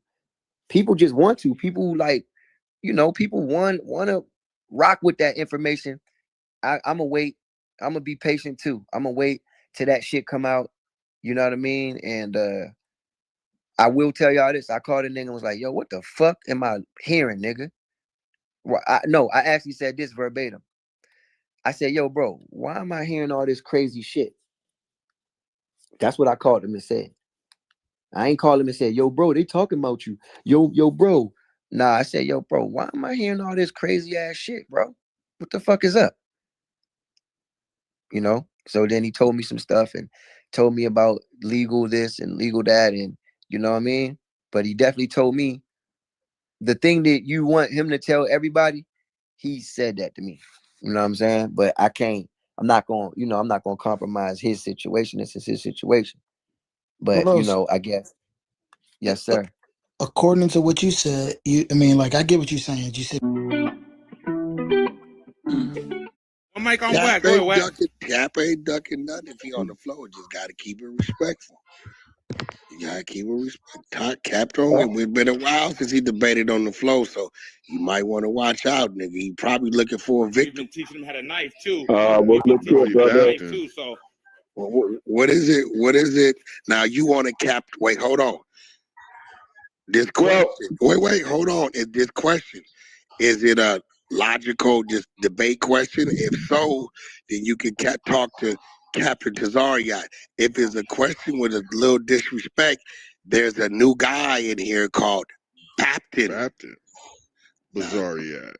Baptin a little burnt out, and Baptin got some homies. So I don't know which one you asking just a logical, respectful debate question. No accusation. Yeah, this is definitely a very logical I'm gonna let question. you ask it, and then you gotta determine if you get a captain answer or a Baptin and a homie answer. Now, tread lightly. Go ahead, my brother. No problem, no problem. And now, when I finish, I want to address you as well, my dear brother. May I do that? I'm just letting you know right now. You better I have my personal male soldiers. They're on break today because they're watching football. I am surrounded by my woman king warriors. So, watch it. They a little crazy. You know what I'm saying? So they're going to knife your ass up behind me. So go ahead on. We're addressing Captain right now. All right. Now, Brother Tazaryach, before all of these people, bro, and you've had enough time to do the research, which you already know, brother. I don't know how you have fooled brother Whack 100 into thinking that you are the greatest intellectual and debater in the conscious community when you know damn well that Bishop Black Jesus Minister is the greatest debater and intellectual in the conscious community, because your platform, You're not saw nothing. You're not. Here we go. Here we go. Here we go. Here we go. Here we go. What you're doing is a personal opinion and assumption. You're not asking him nothing. As a man, hold on. As a man, every man shall stand on their mountain and claim their throne. Right? This is the fact. You're not asking him nothing. You're kind of assuming, he's doing something, and what you're saying he's doing as a man, he's supposed to do. That's his mountain. That's his throne. Now, if you got a debate question, right? Put the question out there, brother. Here we go. Here I come. I was setting it up, Brother Whack. I was setting it up. Get straight because I heard you because I heard you on Adam 23 or 23 or 22, whatever that. Adam 22. Here it go. Yeah, Adam 22. And you said that, and you alarmed me, and when you said that when you looked for spiritual or intellectual information that's beyond you, you turn to these two brothers, Tazaryach and Tariq Nasheed. Now, I ain't got no problem with correction. I turn to Captain Tazaryach, and if it's something of the Muslim faith, then I will probably call Brother Tony Muhammad. But the immediate information when it comes to us as a people, yes, Captain Tazaryach is my right-hand man when it comes to Right, and that's what scared the hell out of me, and that's what I'm addressing. Okay, why? So again, my brother, because I should be that person, and let me tell you why. I'm going to show you why. Not to tell you why. Tread lightly, Black Jesus. I'm treading lightly, brother. I'm treading lightly. This ain't drumline, is it? What you got to go ahead, Black Jesus. You said you should be that person. Go ahead. Oh yeah. And so Tazaryach, we're gonna get Tazaryach to volunteer that and verify that I'm that person. Tazaryach, according to Sarnetta, you talking to Baptin. See, in order to get Captain Tazaryach to answer a question, you have to ask an intellectual, logical reason. It's coming right now. Right now, it's coming right now. The part I don't like. Right. We have a lot of our sisters on the floor, right, that are God-fearing women, right? And your name is Black Jesus, right? Okay. Minister. Listen, the problem I have is the Black Jesus minister, brother. Tell you why the problem I have is the Black when it comes to you representing that. Because when we see Jesus, right, we see Jesus as a teaching, caring, giving unselfish man. The words that are coming out of your mouth as Black Jesus is you want to degrade, you want to down the next brother instead of join forces with a brother and stand with, you want to stand in front of or on top of, and we can't respect that when it comes to build us, brother. Yeah, in simple terms, you're being a hater, sir. Okay. You're being a hater. No, I'm not. Here I go. I was getting to my question, You Brother haven't Wack. asked to answer. Yeah, it's coming. It's right now. It's going. It don't take no more than 10 seconds. It ain't gonna take no more than 10 seconds, Brother Wack. Right now, Black Jesus, respectfully, you are being handled by a student of Captain. You're not earning the right to get a response. I got you. May I have my 10 seconds, Brother Wack, to answer the question? Let's go. Go ahead. Tazaryach, according to Sarnetta, the godfather of the conscious community, who is the GOAT and the greatest of all times, according to Sarnetta? Jabari can't fuck with Cat. Hold on, that's that's Hey, yo, another one man's mic, let them opinion. talk, man. That's another man's opinion. Like you can't expect Captain Tazaryach to embrace and stand on another man's opinion. He can tell you what his opinion is, but his opinion doesn't make that, solid reality of it. Like, Are you going to let him answer, Brother Wack? Are you going to save him, Wack? Or are you going to let him answer? Bro, listen what I'm telling you. Hold on, Captain. I gotta protect my. I gotta listen. There's levels to this shit. I can't let you come down a mountain that he can't get up. My nigga, right? that's right.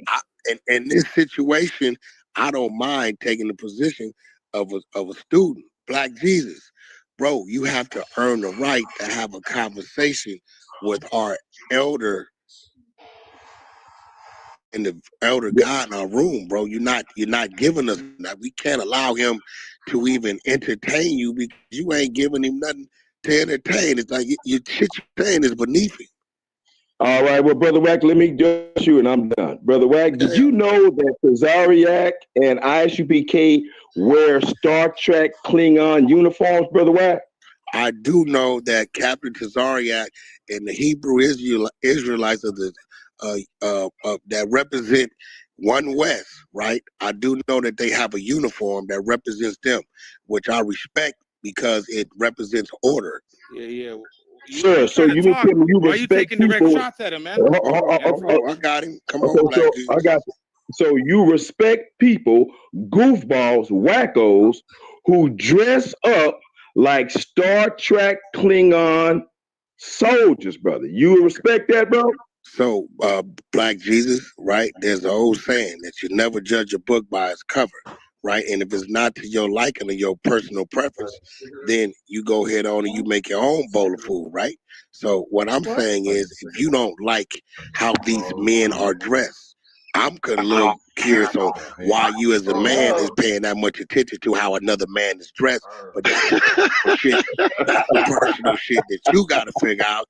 I'm not concerned about how they're dressed when they come. I'm a little more intrigued by the message that they're delivering, brother.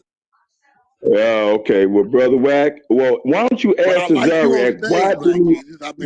I think if you stay, I got you, bro. Brother, if you get lucky, you might can learn something. If you get lucky, like we do, we learn when Cap comes off the mic.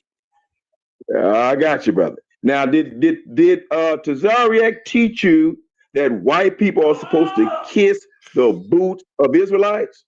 Tazaryach, when asked that question, told me why that's the stance that they take. Yes, he told me why that's the stance they take. And why didn't he ask Adam 22 to kiss his boots? Well, he didn't ask Adam 22 to kiss his boots because one thing we all understand as men, human beings, and businessmen is the politics of a situation, right? And this is not right or wrong. This is politics. And the politics of a situation will make a right situation wrong or a wrong situation right, depending on the politics. Now, in that situation, a brother that is a student to him brought him to a platform that this white man allowed us to use because it's ultimately his platform. right? So the fact that this white man allowed this Hebrew Israelite to sit at his table and utilize his 5 million following, in a sense, in the source, he was honoring and kissing his boots, just in another way. All right, Brother Wack, I appreciate. Hold on, Brother Wack. I appreciate you, brother, allowing me on the platform to address you and Tazaryach.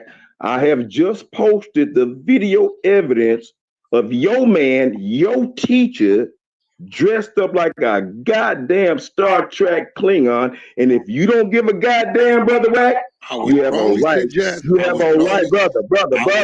You have a right. You have a right not to give a goddamn. Hold on, Wack.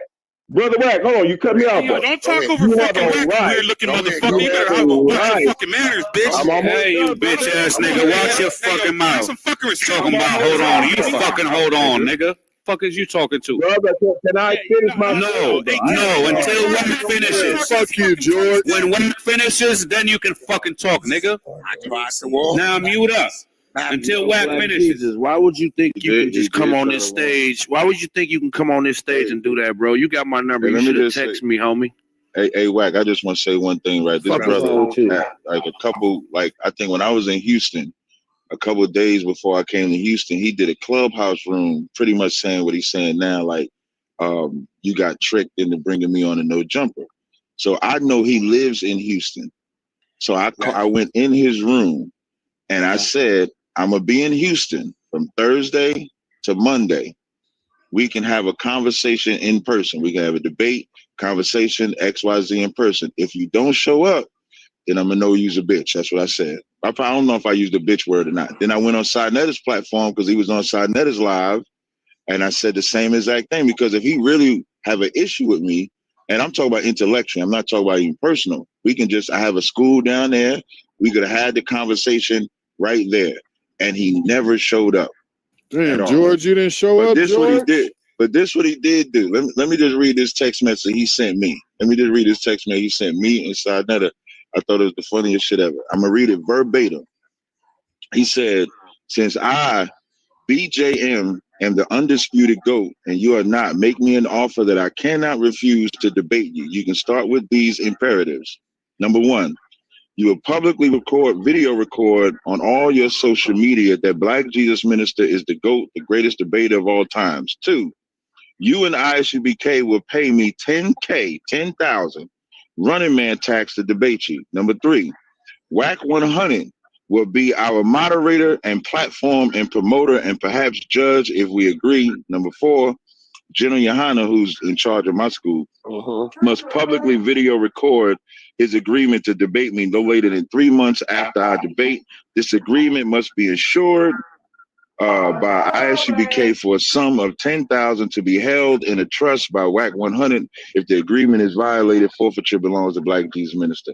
I never brought it to you because I thought it was stupid as hell. Captain Now, how do you feel to be in WAC 100 shoes? That is modern day clout chasing. Media team, I want y'all to get that clip probably from 8:15 on. Get that clip from when he came in to when he left to Captain Tazaryach. That'll be an excellent piece for him to put up. Appreciate it. Appreciate it, Wack. He got this nigga got, because what that's going to establish, Cap, is a few things, right? One, it'll let your people know at your school, right, that you respected and protected on this floor, for one. Damn right. Two, it'll let your people know that your influence and your presence on this floor, right, has been a teaching to us, right, because they're hearing what I'm saying, right? 3, Cap, it's just a personal thing and a personal honor and salute from the Hunter side to you. We appreciate you hitting our floor with your knowledge. And I've seen the growth, you and Zine, you and Pitbull, me and you and Beast, all the ladies, correct me if I'm wrong. I think they love you on the floor. You know, you always honor them and protect them. So, you know, we doing our thing, right? And it's good to see that you got some haters too. Damn right. May I respond, Brother White? May I respond, Brother White? Yeah, a hater named George Blanche. May I respond, Brother White? George, you's a hater, George. You ain't gonna come up here fucking with Bapton, bro. That's I right. don't know why you keep May I coming here and respond, Brother fight with White? Captain, bro. You ain't fucking with Captain on debate, man. Let's listen to an important public service message about the hateful and anti-Semitic things. But again, not all camps are the same. And it's because of this that I wanted to see if I could find any clear connection between Kanye and the specific sect or camp, so that way I can get a better idea of what Kanye now believes. As I started doing more research, I found confirmation that Kanye was indeed being influenced by some Black Hebrew Israelites. And this was further confirmed by an interview that Kanye had with a Black Israelite leader named Tazaryach. But who was this Tazaryach person, and how much does Kanye have in common with his beliefs? Since I didn't know exactly who he was and what exactly he believed, I called someone that I knew would. I called one of my friends who's one of the most prolific voices in combating the claims of the Black Hebrew Israelite doctrine. And during the call, I came to learn that he's actually had his own run-ins with Tazaryach before, and what I found out about him was wild. Hey, what's up, man? Who's this man? Cab, what up, man? Yo, you got a minute? Yeah. Do you know an Israelite who leads a portion of the ISUPK named Tazaryach? Captain Tazaryach. Tazaryach. Yeah, I met him personally in Philadelphia one time, and I talked to him on the phone, both in public and private a few times. We debated as well. Okay, what was your interactions with him like? Well, he told me that I was going to make his coffee in the future as his slave, and I'll do it because I don't want to die. I want to live. They gonna come with vocab ain't gonna be able to call this line without getting the permission from a black man. You're gonna be happy to make my coffee because you're gonna want to live. God wants you in chains. And they shall take them captive. And we're gonna take y'all as captives. Your future, you, James White, every Christian, this is not peace. This is warfare. When Christ comes, he's going to do more killing than every white man has ever done. That is your future, Mr. White Man. Now, I think I know the answer to this because he's ISUPK. So I think I know the answer, but does he think that all white people are evil? Yes, he does think all white people are evil. Is the white man the devil? Yes. He said that the white man is a born, natural, psychopathic, monarchical, lying killer. Is that true? You believe that? Absolutely. What? Why wouldn't I? Oh, my God. So it's not just white people per se, but he also looks down on other races as well, right? And that's even true of Africans then, right? He won't even eat with an African. But you won't bring in my little brother. He can't eat with us. No. No, that brother can't cause you no harm. You telling me that if I was to bring him with me to the cookout, he can't come and eat with you? The black child, black baby, bro? No African, no Asian, no Chinese, no white man, no German, no Russian, Caucasian, no non-Israelite will ever eat with me at anything that ISUBK is having or I'm having, period. Why would you terrorize me for saying that someone else did that I had no control over? Because the scriptures say prepare slaughter for his children, for the iniquity of their fathers. So because of the crimes that forefathers committed against us is why I want them white babies to. What other beliefs does he have? He's also a polygamist. He's got multiple wives. Oh, he's a polygamist. I don't know which of his wives have paperwork and which ones don't, but he's a polygamist. Yo, that's wild. And do you have more than one wife? Whether what I have is irrelevant, but a man can have more than one wife. That's lawful to God. And do you have more than one wife? That's irrelevant. Why is that irrelevant? You're the leader. As the example for other men, men know that they can have no wife, one wife, or 12. And so, do you have more than one? That's irrelevant. All right, my last question for you is, what are his views on Jewish people?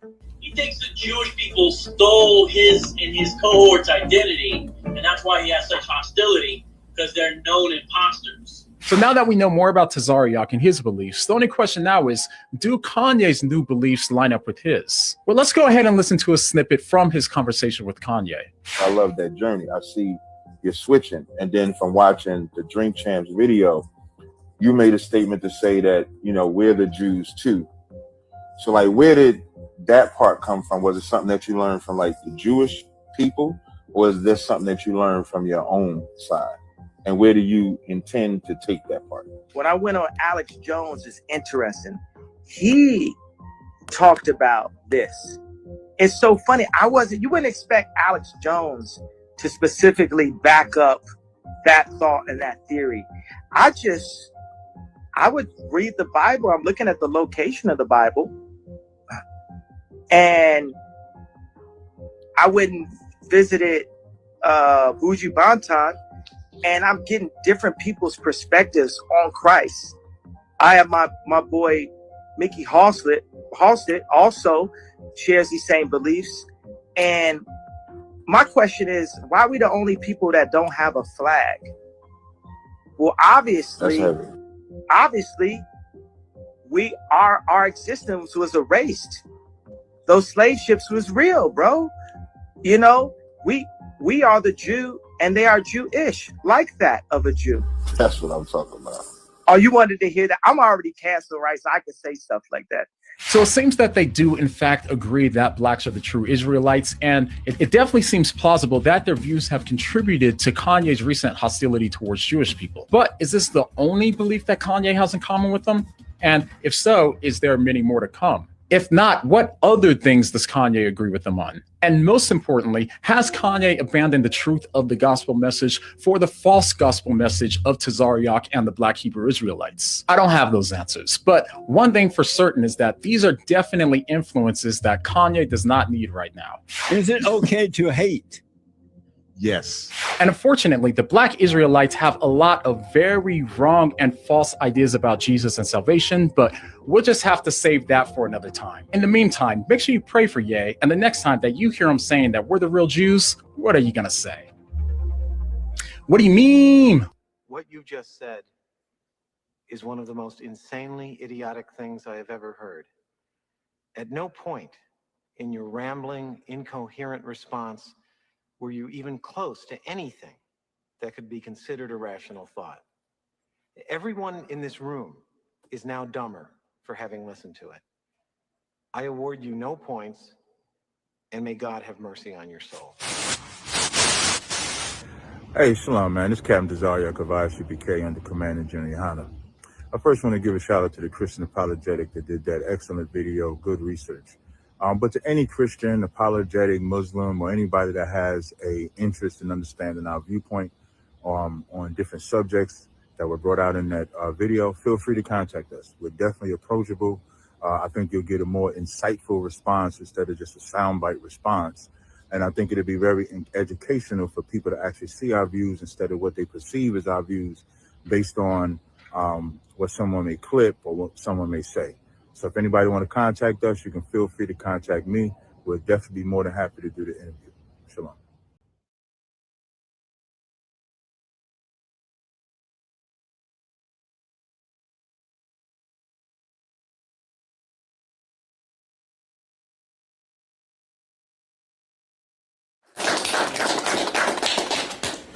Now, you keep referencing that Christian pastors are the problem as to our sisters, our black sisters. Right. You keep saying that they're empowering our black sisters to disrespect the black man. Right. Okay. But you know, I'm kind of reminded of something in a recent debate that I saw with Vice President Biden to his opponent, Congressman Paul Ryan. You know, Paul Ryan kept asserting things, but could not give specifics. So can you give us a specific? Sure. I'd be glad to. Let me start with the homosexual problem in the Christian church. Okay?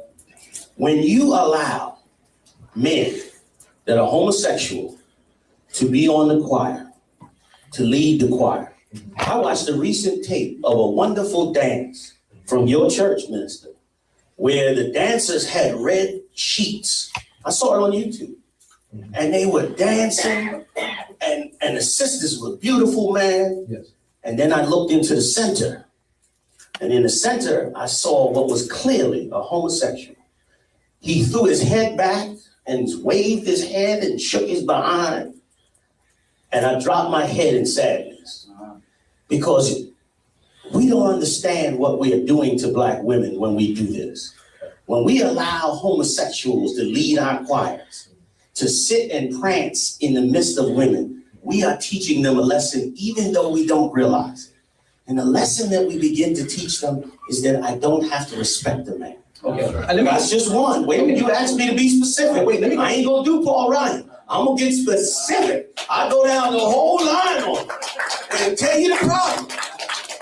Let me just interject. Okay, let me just interject, and I'm gonna give you back the mic so you can have the floor. But I want to inject this, okay? Because now you're making a reference to the church that we attend, Victory Christian Center, under our apostle Jimmy A. Ellis III. So let me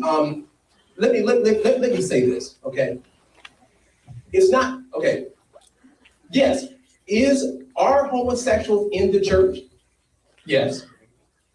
Are whoremongers, alcoholics, backstabbers, gossipers, liars, okay, drinkers, are they in the church too? Yes, absolutely. So, you know, and even among some of my Christian brothers, we want to throw the whole book at the homosexuals. But the brother that's running up every woman, oh, he gets a pass. I heard a Christian pastor once say this, and you would probably love this Christian pastor. He said, oh, well, I can't have no a homosexual, singing on my choir, so you got to bent wrist and all that, you switching, well, you got to get all that together before you come up on my choir. Okay, Mr. Pastor, okay, Brother General, but what about the black man that's having sex with this woman? He's exploiting that woman, breaking this woman's heart, impregnating this woman, impregnating that woman. Oh, but he can sing on the choir. Ain't that interesting? That's a good one. No, see, sin is sin, ladies and gentlemen. Okay? But let me ask you a question. God does not see things partially like we do. And I thank God, beloved, that God isn't a general like yourself, because we be in some hot mess. I got bad news for you. God's a lot worse than me. And when he get ready to come through, we're going to see it. And to say that God is not violence, what the minister said earlier, is so incorrect. God killed more people on this earth than anybody. That's why he killed because I'm going to tell you now, because of our sin. But in reference to what you said earlier, how many alcoholics drink alcohol during Sunday service? They're already drunk when No. How many of them have a drink in their hand during the service? None. Okay. You know why? You don't allow it. You know why? Because you are trying to get the people in the church to refrain from drinking alcohol. Okay. So the minister that said you cannot be with a bent wrist in my church was correct. Yes, people are coming in from all over, all walks of life. Homosexuality, drunkenness, murderers, killers. I got all kind of drug dealers, killers, all up in Israelite School, UPK, that have changed their life. The point is they changed their life. The problem in the Christian church is they're not changing their life, minister. You are allowing them and giving them a forum to spread their homosexuality and empowering them in your choirs to promote homosexuality. That is the difference. It's not that homosexuality is being singled out as a worse sin than any other sin. Sin is sin. But the problem is there's a culture in the Christian church and the Muslim mosque that is being allowed to proliferate, that is destroying us, and we had better address it. The comment, well, just to add my opinion from a black female perspective, it's mighty, mighty hard submitting to an angry black man.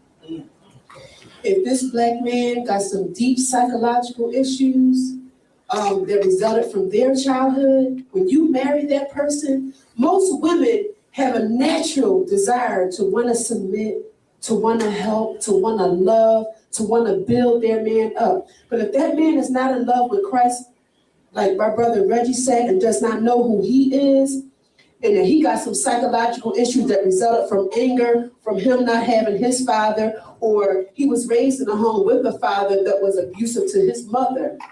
It's mighty hard submitting in a marriage to a man like that. And Minister, can you deal with this submittal thing? Because I do know that a lot of our black women, all right, as soon as they hear that word submit, they do have an issue with it. A general here talked about the fact that the woman is to submit, came out of scripture, that wives, you are to submit to your husband. Can you? Oh yes, does it clear? Illuminate us on that? Oh yes. He was right in part when he said submit, because he read the word. But if you notice what the word says, it didn't say he go make her submit. He says she must submit. It's a desire, the will that she has to have. It's a heart issue. I ain't gonna make her submit. If she doesn't know how to submit, I'm not gonna make her submit. That's God and her. She got to know how to submit. It didn't say make your wife submit. Oh, it didn't say that.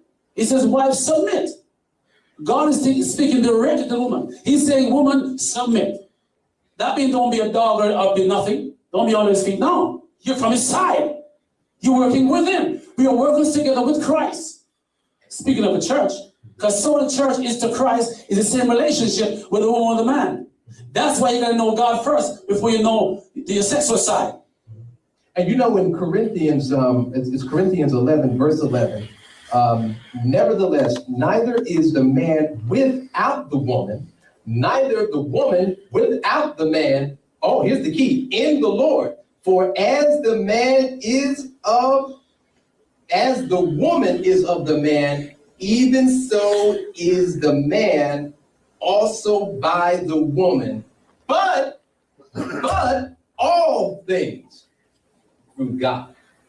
That's right. There's a condition, ladies and gentlemen. Jimbo, I'd like you to respond to that. Appreciate it. First of all, the scriptures say, and let's get the scriptures since we quote the scriptures. The scriptures say the head of every woman is the man. Get it for me. Since we read that, tell them where you're at. 1 Corinthians 11, verse 3. Listen good. But I will have you know that the head of every man is Christ. This is why we have problems in black relationships. You understand? The sister brought it out when she said, yes, black women do have an attitude. Somebody else mentioned when they said that they have a problem with it. That whole Smith. There's a clear order that comes from God. And let me tell you something. I heard both the brother here and this brother here said that they're here to fight against principalities and spirits. Yes. Anytime, the most destroyed species on the face of this earth right now in the human race is the black man. Right. Any trashing of the black man, and you have joined those spirits and principalities. Right. Nobody defends these brothers, man. Right. You understand? It's always okay to destroy the spirit of black men. But don't you dare talk about the evils going with black women. And first of all, I never said for no black man to be beaten up on no black woman. We don't allow that in Israelite school in UPK. Right. We don't have to beat on no women, okay? And as far as making a woman submit, going back to what the sister said and having a brother tie you up and all that in the basement is because your father didn't pick that man for you to marry like he should have if he had been risen up under the laws of God. I'm not justifying brothers that's in the world that's beating up women and tying them up and all that. That's why I'm here.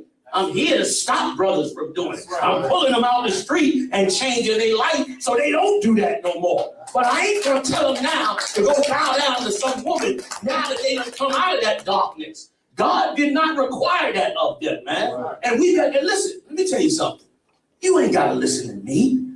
You ain't got to pay me no mind. I guarantee you, these brothers coming up out the streets and they gonna organize and they gonna make us obsolete. You gonna be sitting in a room by yourself thinking you got God's word and these brothers is gonna change the face of black America. You sit around and don't pay them no mind. You keep ignoring them. You keep downgrading them. You keep treating them like they the cause and the reason for all the problems, and you gonna wake up one day and you gonna be obsolete. Read that scripture. This is what God said. And the head of the woman is the man. The what? Head of the woman is the man. That's God's word. The head of every woman is the man.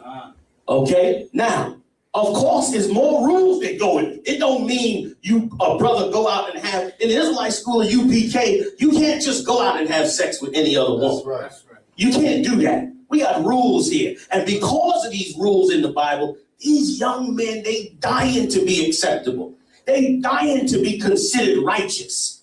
They don't want to be looked at as a criminal. They wearing their pants off their behind because they want somebody to say, brother, this is how we be right. And instead of doing it, we charge them for the problems, man. Instead of showing them what they to do right. I got young men, 15, 16, won't touch a woman until they marry her. Won't touch a woman till she done came to class, learn, become brand new, and then he'll marry her. And then he'll spend his life. Then, like the brother said, he'd give his life for that woman. Let a man break in that house. Let a man harm her on that corner. He'll die on that corner for that woman. But guess what else he gonna do? He gonna also be in charge of her because it's his right to be. And we gotta start taking it from these men.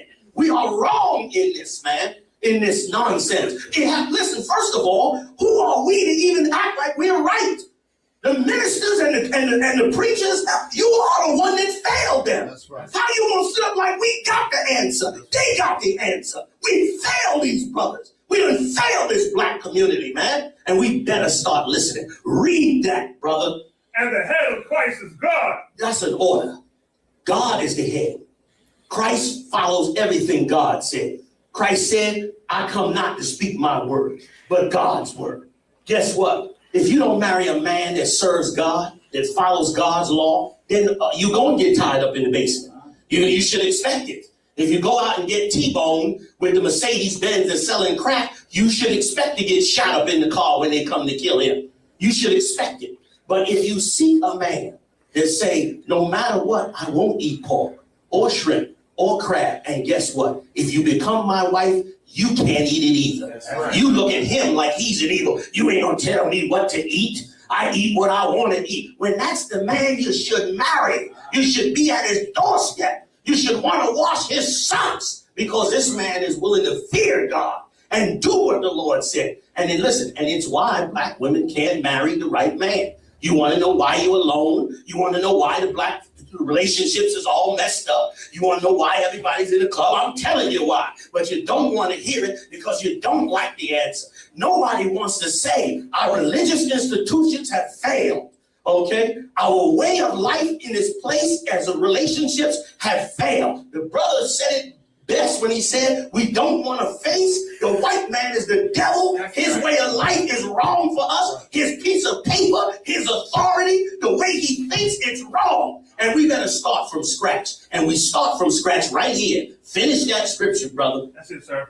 Read it again then. 1 Corinthians 11:3. But I will have you know that the head of every man is Christ. The head of every man is Christ. And let me tell you something else. A man can be as strong as he want to be as long as he follows that Bible. We're so afraid of a strong black man because we think he's going to tear up the house and beat up his woman. I ain't put my hands on my woman since I came out of my darkness 35, 40 years ago. Before I came out of my darkness, I was the evilest nigga a woman ever met. I used and abused and did what the hell I wanted with her and threw her away when I got finished with her. I came into the Truth in Israelite School at UPK. I started to realize a woman was a human being. And I started to stand up for a woman. And I found out something that amazed me. I found out when I started to care about her, when I started to respect her, when I started to make sure that I did what was right according to God with her, I found out she hated me more. I found out she looked at me as cruel and looked at me as mean because I said, no, you can't wear that blouse. You showing too much cleavage. She called me a monster and an animal. And I stood on what the Lord said. And I found out there were some sisters that did want a man that cared about her. When are we going to wake up? I'm going to tell you, I'll give you another warning. You better go back and read about Stephen. Sadducees and Pharisees, they didn't want to listen to Stephen. They stoned Stephen to death. But guess what? You go back and read in the 19th chapter of Acts, it tells you that God turned the Sadducees and Pharisees into a bunch of vagabonds. That's right. You sitting up on your millions now in your churches and your mosques and your religious institutions right now. You keep ignoring these black men. You keep defaming them and emasculating them. And you're going to wake up one day and you're going to be obsolete. They won't be listening. General, if you can have enough sex, then, oh man, yeah, I don't go. They 15 kids, man, I'm bad. I messed her up last night. That's what he thinks. That didn't make you a man. You're a man when you have a responsibility for your children. Right now, I'm harassing for my son in Jamaica. I want to get him to America and get some education. My son is very brilliant. I'm trying to get him here. I'm fine for my kid to immigration. It's not easy, but I'm fine for him. I got 2 sons, one just graduated in college, in computers. And the other one is 32, and he's done great. He's been in the army and stuff like that. So my sons, at least God helped them to make it. I mean, I wasn't there all the time. I came to America so my sons can make it, to make some money and get a ministry. Matter of fact, to tell the truth, I came here for money. But God changed the whole perspective and trained me in the gospel. So Christ touched me and says, come back to me. And I did. And I submitted myself to a man of God, Jimmy Ellis III, a man who knows God's word. And I submitted myself. I thought I was the best preacher in the world, so I thought, till I heard him. But God taught me to humble myself again and sit down and learn for 15 years or plus, to learn the gospel and to learn love and servanthood. Amen? And because of that, now I understand the perspective that first I have a relationship with God, and when I get to know myself and know the Lord, then I can have a wife. So then our brothers need to be in relationship with God. That's the first thing. Because right now, that sex spirit, there's a lot of different spirits. So listen, definitely that sex spirit clouds the issue. That's right. And every time that we have sexual intercourse, we're participating when we're doing outside the bounds of rebellion. That's a spirit. That's right. General Yohan, I'm so glad that you joined us and you jumped in at the right time, because we've been dealing with what is the phenomenon in our community in which black men don't want to commit to black women. Why in our community do we have, in the 21st century, with all this technology and Facebook and Twitter and all this great innovation, we are still participating in self-destruction. Man don't want to commit. We talked about rebellion, but I also want you to jump in on what the minister just talked about, and that is the sanctity of marriage. Now, I think you said in one of the previous shows, you said that as soon as the man has sex with the woman, just by virtue of the sex act, that is now his wife. Am I correct? That's 100% correct. So they don't need a ceremony? A ceremony is nice to have, but a ceremony is not biblically necessary according to the Bible. I want to first say thanks so much for having me. Yes. And I deeply apologize for being late. That's I don't all right. like being late. I mean, no disrespect to the panel and to all the brothers and sisters here tonight. This morning rather. See, I'm losing day and night. running like a bandit, man. That's all right. There's a lot of brothers and sisters that's in deep need and that are suffering out here. When a man black men are committing to black women every second of every day in America. The minute we start talking about black men and black women relationships and we start getting on the line of charging black men, we are going off the course. Okay. And you will find out in many discussions, look at your YouTube tapes, look around the world, you're gonna see a lot of discussions about relationships, and they always geared to how wrong black men are. You talked about black men being violent, and then you mentioned, Minister, how your own son joined the military. We don't have a problem with black men joining the military to do violence to fight for America, but we got a problem with them being violent towards one another. We need to examine our hypocrisy in what we do and what we say. When a man has sex with a woman, according to the Bible, that's his wife. We having sex every second, and we marrying one another every second. The problem is, what we consider marriage in America is not marriage according to God. The white man is the devil, first of all. Can we just clear the air on that? The white man is the devil. And how are we going to ask the devil for permission to marry our woman? And how are we going to enter into a contract with the devil on how our relationship's supposed to be built? We decide that men got to go out and work and pay the bills. But we don't give that same man the authority over his own household. He don't have no authority over his wife. He don't have an authority to marry off his daughter. He don't have an authority to tell his daughter how to dress. This is the new age. She can wear what she want to wear. What did Janet Jackson say? What have you done for me lately? That's what she said. So now the man is disrespected and yet told to be in a marriage. Well, he's in the marriage. The minute he had sex with her, he was committed to her.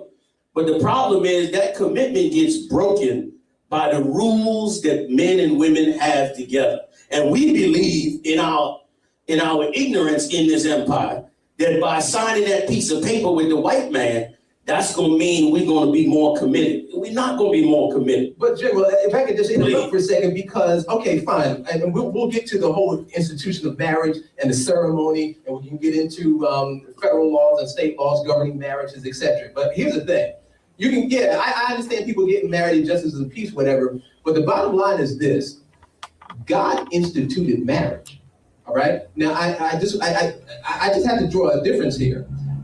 If we believe in that concept that as soon as that man sexually, he penetrates that woman in the sex act, that he's married to her, well, then you need to answer me this then.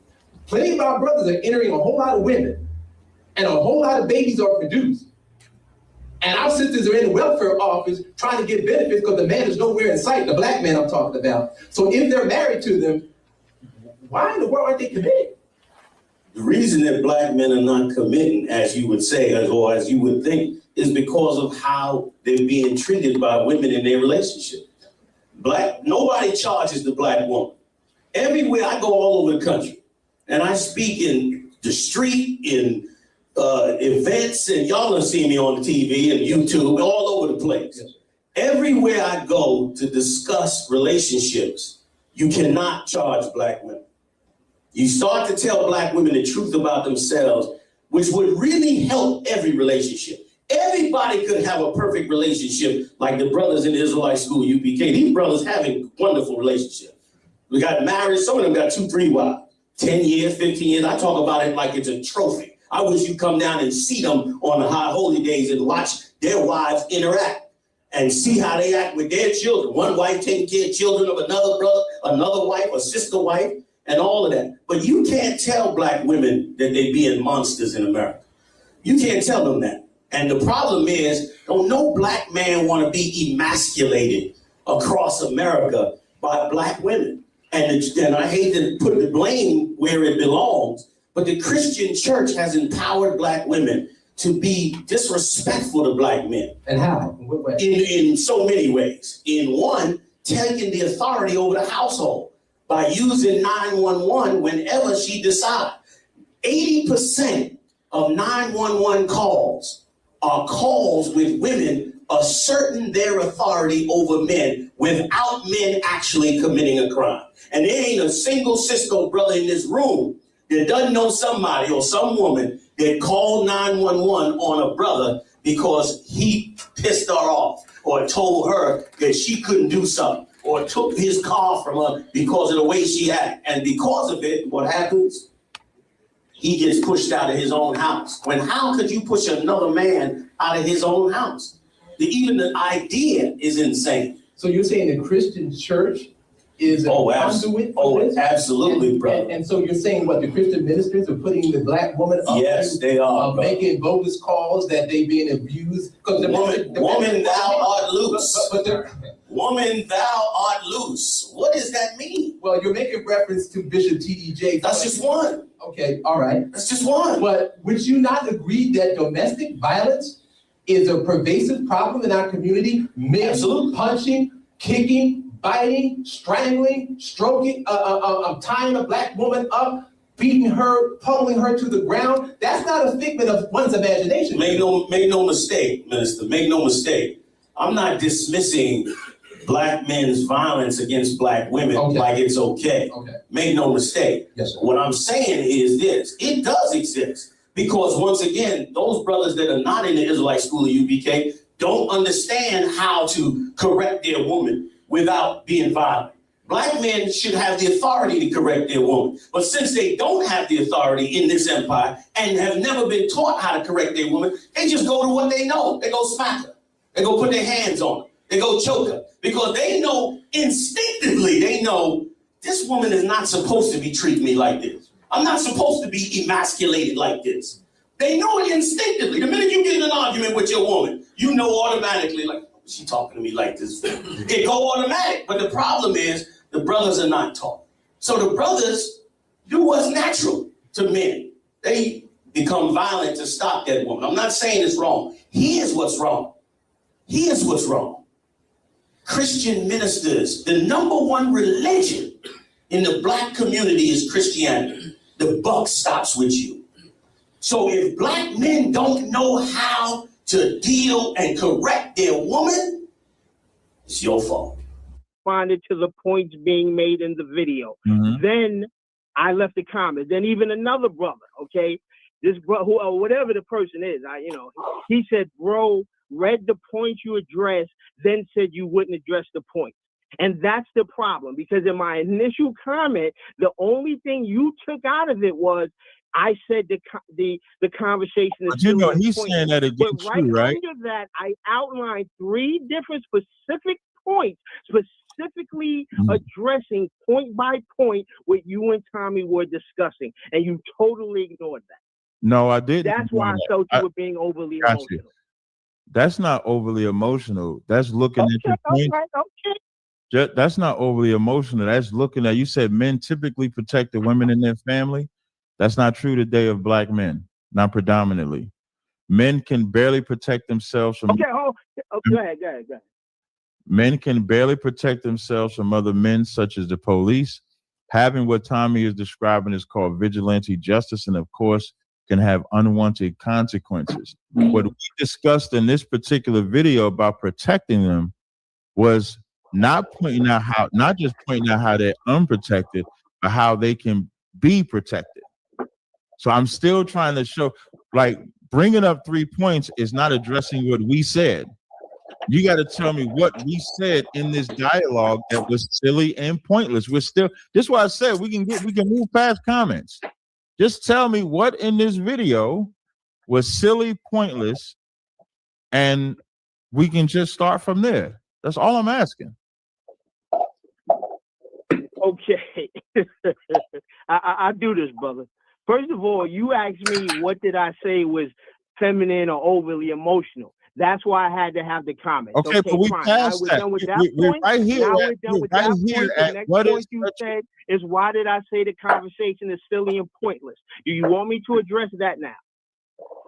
I just said to tell me. I just said that. Okay, so the reason I said that, and I'll tell you point by point the way I recollect it. The reason I said it was silly and pointless, because you just said you and Tommy were discussing ways on how to protect black women. One of the things that Tommy said was that black women should be in a club of who's protected and who's not protected, and something to the effect of if women are submitting to their men and things of that nature. Isn't that correct? Paraphrasing, summing it up. He said that in the beginning of the video. He said he wanted to have some sort of club or something to that effect. A place where they can be protected. Yes. Right. This is why I said the conversation is silly, because this topic is so broad and widespread that even for if Tommy was you just serious, something what's silly about that. Let me finish. Okay, I can't finish my thought because you're gonna interrupt me. It's just all I want is you to just be succinct. Okay. Succinct just means clear or focused. What was silly about Tommy? Now I don't know what succinct means. If you don't let me finish my thought, everybody else called. There's 2 people already called, and again, this is your show. Brother, I talk trying to direct me and tell me what to say. As a matter of fact, when you go back and listen to this tape, the last person that we was talking back and forth, and I even said listening is an art to him. I know, because you're the only one being a cry. You only one being a crybaby about it. I am listening. I'm asking you a specific question. What was silly about him saying that they should be in a club and that they should be submissive? I'm being very direct with the question. The example you put up, pardon me. I know, that's why I said listening is an art. So that's the question. What was silly about him saying women should be in a club and be submissive? What was silly about that? That's what I'm asking. Okay, no problem. The reason I say again, and I was getting to that, it's silly because this topic is so widespread and so varied. Like, okay, for women to be in a club, so what does that mean? They're gonna have a special hand signal or a ring, or what if a woman is in a mall or in anywhere where women be, a supermarket, anywhere? Like how do you distinguish who's in this club and who isn't? Does she have to wear a letter that says she submitted to her man? You see what I'm saying? Like, in a practical sense, that makes no sense. So now that's what I said. It was silly. Now what I'm gonna say is your answer was silly and stupid. And now I'm gonna respond why I say it was silly and stupid. Headshot. You said being in the club, what do they gotta have a special handshake or anything like that? If you actually listen to the conversation, I echoed Tommy's sentiments and I used my school as an example. In my school, brothers and sisters come into this building for correction and protection. I'm only going to focus on women. Them women come in here, they have problems. It could be their mouth they're not being protected. So in this school, I'm going to use, instead of school, I'm going to say club, just to echo what Tommy was saying. So in this club of UPK, we teach them how to watch their mouth, how to conduct themselves. In this club in UPK, we teach them how to dress, how to carry themselves, how to not look promiscuous, how to not act promiscuous. We teach them how to be submissive to their man, because the earth, as you said, is so broad. The earth teaches the black woman to disrespect her man, to disrespect her sons, to disrespect the father of her children. That's what the earth teaches her. So now in this club, we teach her how to properly be a woman. And as they correct themselves when they're out in the mall, they're not loudmouth, as the example that you say. So our women that are in this club are not in the dangers that other women are in, because they're not putting themselves in that danger. So now just directly, so you have to tell me what's wrong. Now I'm going to go, now mine's is a school. Again, I'm only using the word club because that's what Tommy said, and that's what you're. I got you. I'm ready for my rebuttal. So how is, again, you have to tell me, how is correcting the black woman silly? Okay, check this out. First of all, I think what you said is very ignorant meaning lack of knowledge. Okay, you were so quick to call my thing and you got your sound effects, ignorant, whatever. Check this out. That's one thing I noticed, and that's why I was very hesitant to call in, because I see you're dealing with through a religious perspective. I can't knock it. I can't argue. I can't discuss it. Everything you guys are discussing prior, I'm listening.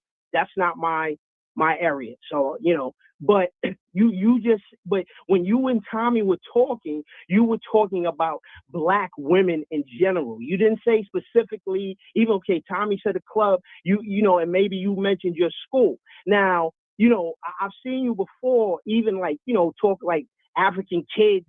You wasn't, they're not part of this, or whatever. So if you're saying the only people that you want to protect, the only women that you want to protect are women that come to your school or through, your religious organization or whatever, then that's what it is. I'm looking at the whole topic of black women who don't believe in what you believe. Muslim, Jewish, atheists, whatever. Black women in general. If you're only talking about black women that believe in your ideologies, then that's it.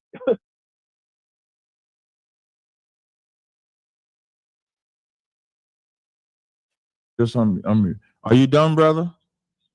I don't even know if you heard what I said, man. I heard stop. I heard every single thing that you said, and I was okay. And I was quiet. So you done brought up I wouldn't feed the African. That ain't got nothing to do with this subject. That's what I mean about emotional. It does. You don't want. Why did you interrupt me? I didn't interrupt. I didn't. Now you just said earlier. You just said earlier you don't want to be interrupted. You just said earlier you didn't want to be interrupted. So I didn't interrupt you in your response. Just now I did not interrupt you. And then when I go to respond, I referenced the African shit because you brought it up and you interrupt me again. Because you don't understand the context. You don't even know what I'm going to say because you didn't take the time. You didn't take the time to listen. because you didn't I did. answer. I heard you. You brought it up. You said African. If you listen to what I said, then you would have heard my question. Even that, oh God, your mama raised you to say, oh God. You talking to a man, not a woman. My woman talked to me like that when they say, oh God, and all that shit. You were raised by a woman. You don't know who the hell I was raised by. This is a man you're talking to. You're talking. You know who I was raised by. Come on, man. Act like a man. Stop responding. You act like a man. You don't. I am. That's why. Listen. That's why I sat. That's why I sat. You were listening to respond. That's why I'm listening. Here's how I know. Go ahead. All right, I know. You can't give me no life lessons on being a man. You out of your mind. Look at you. You out of your mind. Look at you. Go ahead. You didn't even answer my question. What was my question before I gave you the floor? What was my question? Don't do the sound effects. What was my question before I gave you the floor? What was silly about Tommy mentioning a camp that was and about that discussion? Question. That was not my question. What did the African have to do? No, that was not. My question was, after I spoke, my question was, what is silly about correcting the black woman and teaching her to wait, stop talking. This is what I mean. See how you interrupting? This is what women do. You clearly did. You are a woman. I was right. People talk, man. Knock it off. Listen, stop interrupting. If the reason why I'm telling you, men don't interrupt. Here's why I'm telling you. On the basketball court. Niggas argue all day. Here's why I'm telling you. Here's why I'm telling you. Go ahead. All right. Okay. You want to low? All right. Okay. That's what my mom used to say. My mom used to talk like that. Women talk like that. I know. The only reason I'm telling you, listen. Just listen. You gonna keep talking? The only reason I'm telling you to not talk while I'm talking is because some people have the gift of talking at the same time the other person is talking, and then they can hear what they're saying.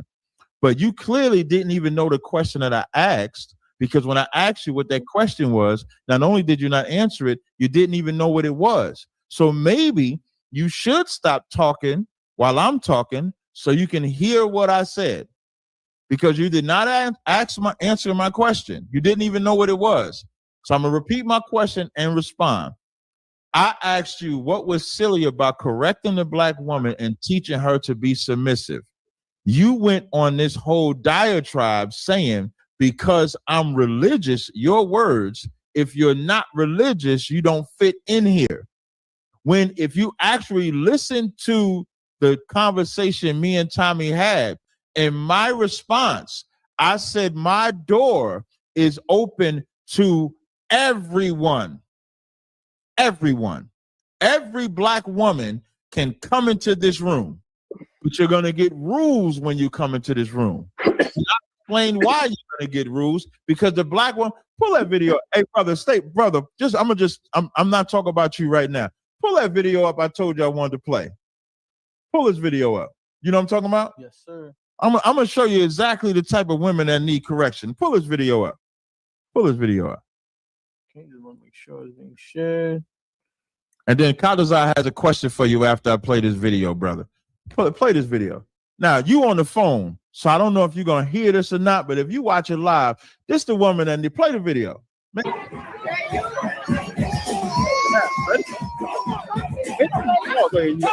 A second.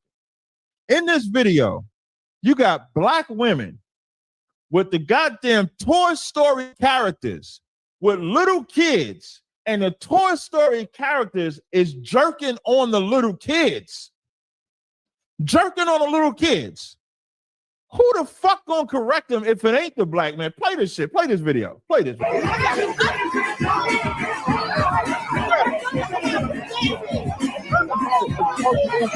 Just turn the volume down a little bit so when I talk, like, oh, you can only mute it. You can't turn it down. Yes. All right, then mute it. We don't need to hear it. Just play this video so I go talk over it. Look, they got these Toy Story doll characters bent over twerking, and the mothers is sending their little kids over there. And they don't need, them women should be in this school. Them women should be in this school with their kids so we can teach them that you're destroying yourself. You ain't just destroying yourself, you're destroying those kids. How is me and Tommy having a conversation about correcting the black woman, every black woman, and giving them rules silly? You know what silly this shit is right here on this video. Question, because I just heard this king just mention something really that really makes sense. So basically, how come a 10% of the world population, the white man, is controlling every life? You go to Africa, we have the same problem. You go to London, we got the same problem. You go to America, we got the same problem. I'm African, but when the police pull me over, I'm scared to death. The same too. So what's the problem? African. And basically, I think there is something more important that we should focus than religion. We should come together first to be one and should face the enemy. But I see what I just heard from here is like division. I believe in this, you believe in that, you're not my brother. But I think we got something more important. Why can't we just come together? Like in Africa, they teach us about the black men in America, like the white men still. Gangster movie, prostitution, guns, everything. Of course we're scared. The first time I got in America, I was scared. Why was you scared? Because what they show us on TV. They make us look like monsters. Yeah, that's what they show us. Like gangsters, like American black people are killers. So that's not my fault. And so they teach us the same thing about you. That's the same thing. So what it is, division to conquer, right? So divide to conquer. So we gotta come together to fix our problems, to know what's right and what's wrong. So basically, that's what I had to say. Peace. Okay. Is teacher saying I'll get the response to that. All right. White man is enemy to everybody, not just Africans, blacks in America. He's also an enemy with the Arabs. He just bombed Syria. He's an enemy with them. What I would suggest is you take your African brothers, y'all come together and deal with y'all problems. We take our brothers and we deal with our problems. Africans always like to say that Africans want to be joined together, but when the Haitians wanted to join Africa, Africa did not. They did reverse that. You're aware of that, correct? They could have reversed it. They did. They are now part of the African Union as of now. You gotta show me that one. Yes. Yeah, it was reversed. From what I know, I'll look it up. Okay. Let them finish. Until I find otherwise, I'm not sure of that. So when it comes to this so-called unity, on an individual basis, you may find an African brother that wants to be unified with black people. But as a whole, Africans don't. That's why I use the Haitians and the Africans as an example. For black people in America, even with what the Africans said, I never hear of Africans being profiled, ever. I never hear of Africans being shot. Maybe one. That's one. But when you think of the 100 and something brothers that done got killed this year in America, they're all telling be concerned with a whole other continent. That's your continent. That's not okay. Where at over there? Where over in Africa? South Africa. Where? South Africa. How many countries in South Africa? South Africa. How many countries are in South Africa? This is what I mean when I just said we have to prioritize us. And y'all already taking me over to another country. This is the problem. It's not melanin-born people. Hold on. Oh shit, you got to stir it up. You got to stir it up. Right now. So now I got to be worried about South Africa. I can't worry about Harlem no more. Y'all got to focus on South Africa. So what are you saying? No, I don't want to worry. Tazaryach. Answer this book. He's trying to engage you, right? He brought the topic. I understand, but what I'm saying is he brought. You should tell him to be quiet. I'm not telling him to be quiet. I'm trying to get you back on track. Right, that's all. Damn, brother. I just want to add something into it. Like when we're talking about we should worry about it here. There is no here. It's only Africa. Chinese people, why they not worrying about their issue? Nobody is profiling them. Because they got a home base. Yeah. They got something that if somebody got killed here, the China president gonna call and say, hey, I gotta watch out. Because they got a home. Why African people don't have power? Because we don't have a home base. That's the only problem. Land base, we don't have a land base, sir. It's not my fault the deal is not made with the white man fucking y'all over. Because I didn't hear that. I didn't hear none of that shit when slaves was being sold to the white man. It's like the white man coming to me now saying, what he's saying is no different than the white man saying, well, I wasn't back then, because that's what his response going to be. Well, those was my ancestors. But we got to get along now. How can I get along with somebody that had a hand in what happened to me? I can't get mad. I can't feel compassion for you. For who? That's what they told. That's what they told you. Let him finish. When you talk, I'm quiet. When I talk, no problem. I can't feel compassion for what y'all going through now. Because where was the compassion when my ancestors was going through what we was going through at the hands of your people? Your people are the reason why there are blacks in this condition in America. And now you want me to feel sorry for South Africa, West Africa, or any other part of Africa? Fuck them. Where was the love for us when we was in chains? Our babies is killed, hung, lynched. Where the graves of our slaves at? You can't even fucking find them because of what y'all did. And now it's supposed to be like, well, I gotta care about Africa now. Let me worry about, man, fuck Africa. They can kiss my ass.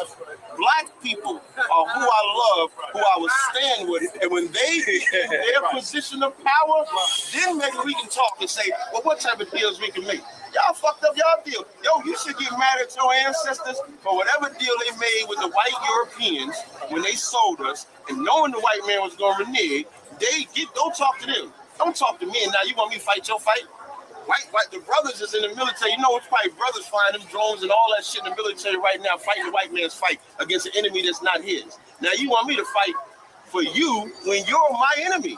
God damn.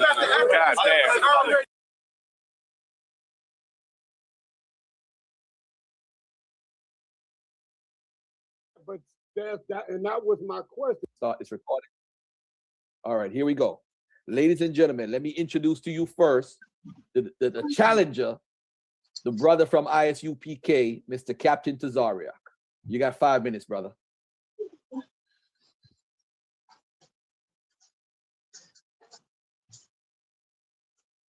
Tazaryach, you're up. Your mic is muted, brother. I'm sorry. I can't be the challenger and be going first. I got to be the. Is that how it goes? I'm not saying I don't want to go first. It's all boxing talk. Go ahead, my brother. Oh, okay. I'm like the ass whooper. All right. Go ahead. Introduce yourself. I'm Captain Tazaryach of ISUPK, under Commander Jenny Hanna. Today we have to between myself and Reginald again. You might want to get rid of Reginald. Today we have a debate between myself and Shakka Amos. A lot of people look at it as a long time coming. He and I have had a lot of heated discussions, most of them predicated by me. So I did a lot of trash talking leading up to this debate. It won't be none of that I guess personal stuff.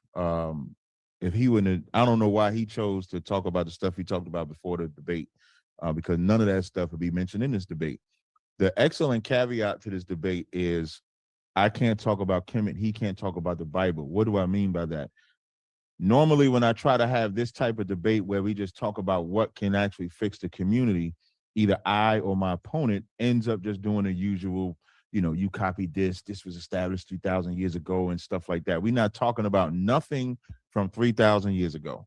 We're not talking about any of that. What I mean by 3,000 years ago, we're not talking about like somebody being the original civilization, original language, or anything like that. What has to be exemplified today is how that is relevant today.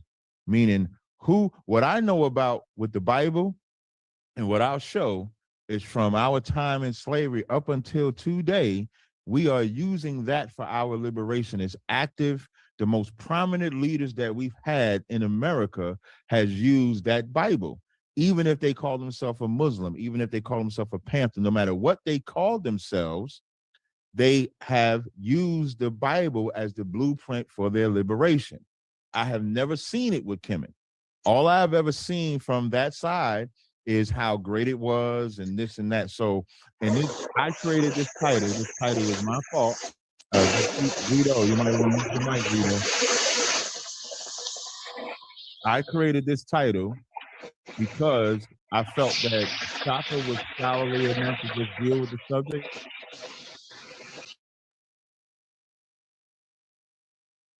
My apologies, brother. My apologies. Yeah, I know, Cat. I know. Hold on. Everybody, please keep your mics muted.